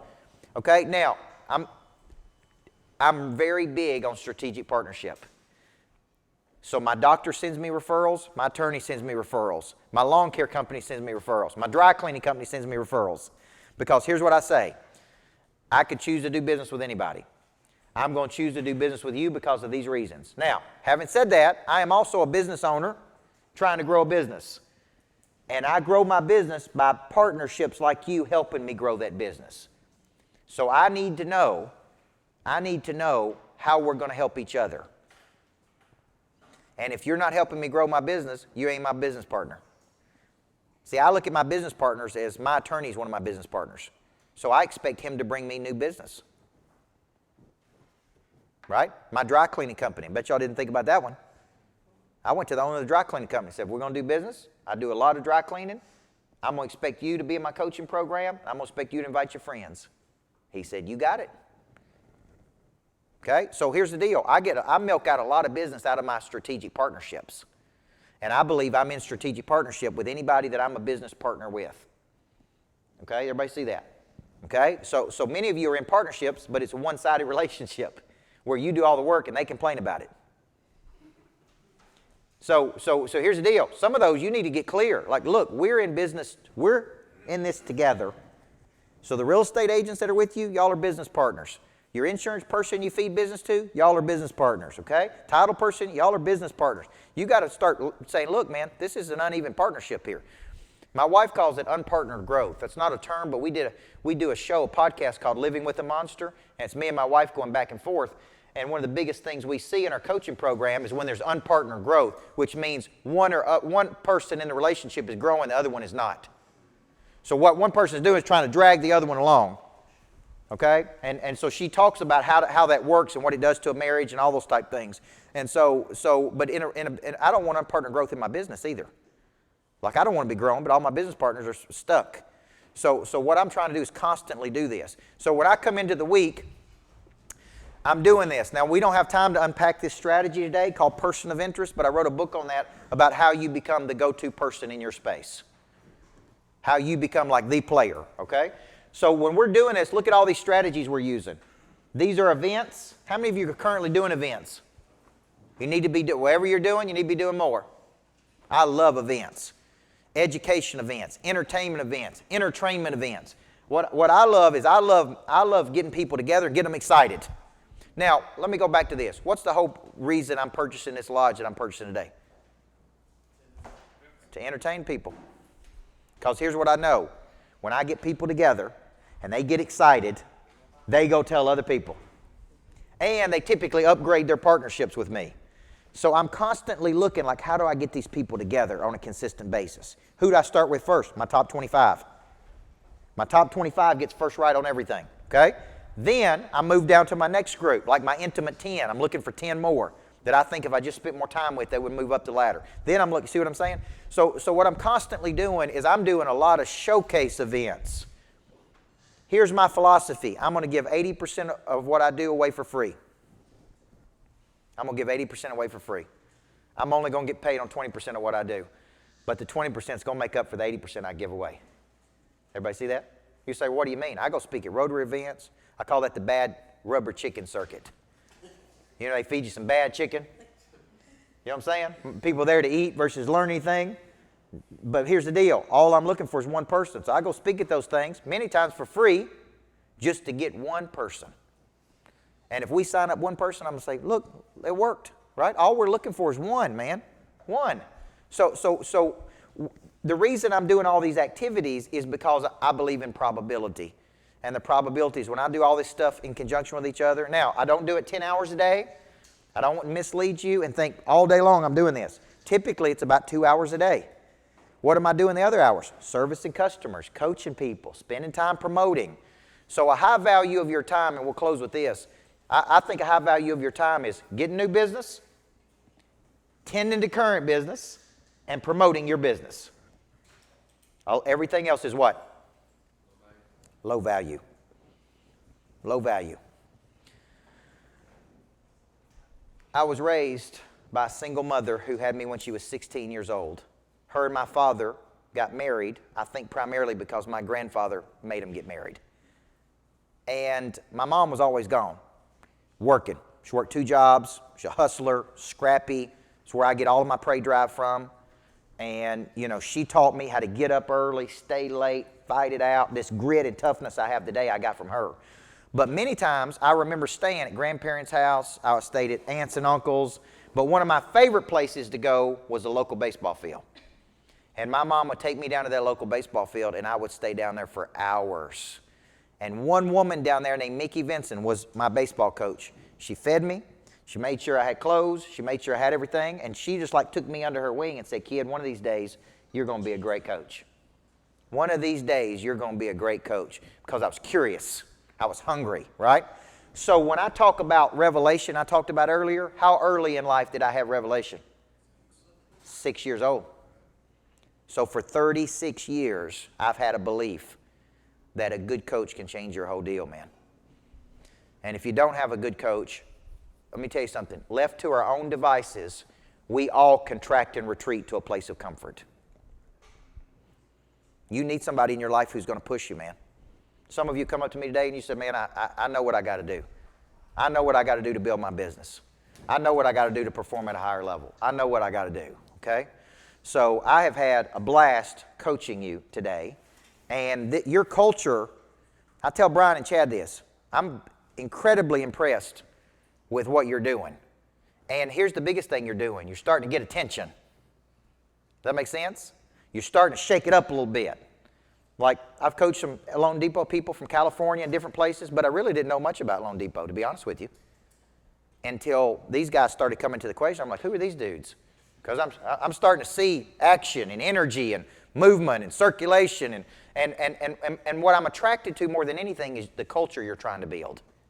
That's what I want to be a part of. I want to be a part of great cultures, man, that just want to go out and freaking dominate.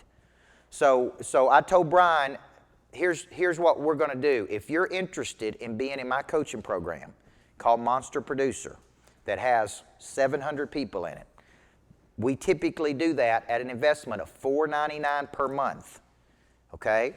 For the people who are interested in doing it at Loan Depot, out of this group, we will do it for you at $2.99 per month, okay? That's $3,600 in a year.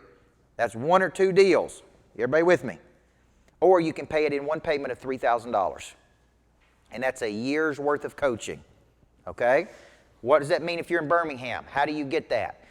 Tomorrow night, I'm teaching Monster Producer. I teach it 7 times a month. So 7 times a month, I have a class like this. And I do it in different cities.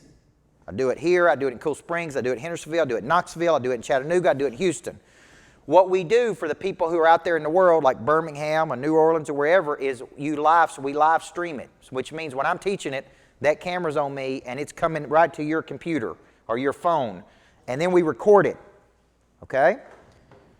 So that's how the people out in the world get it. I do an accountability session every Monday. Every single Monday, I'm on there. You log in, and I do an accountability session where I'm calling on people. I'm breaking concepts down. Every Tuesday and Thursday, I do a Facebook rhythm, which is like a little coaching session. And all in all, there's about 12 to 15 opportunities in a month for me to coach you. Does that make sense? So you're going to feel like I moved in with you, because I believe in customer engagement versus just customer service. So we've got a nice contingency here in Middle Tennessee of people who are already in Monster. Raise your hand if you're in the room, you're already in Monster Producer. Okay? So all of these people are already in the program. Okay? So if you're here today and you're interested in taking advantage of that special, just remember what I said. It's $299 a month if you want to do it that way, or it's a one-time payment of $3,000. Now here's my promise to you. If you don't go out and make all that money back and more, I will give all of your money back to you. Everybody with me? Because if I coach you for a year, and today you got a couple hours. Imagine if I'm coaching you every month. If you don't go out there and produce a whole lot more money, then something's bad wrong. First thing I'm going to do is tell you to get out of the mortgage business. Okay? The second thing I'm going to do is I'm going to say, man, something bad went wrong here. But the kind of people we're coaching, like I said, 5 of the top 10 originators in Tennessee we're coaching. There's a reason for that. Okay? There's a reason they're coming to us. So if you're in the room today and you're interested, all my team members are over here. You can see them. You can see me. Just take advantage of that, man. It's a heck of a deal.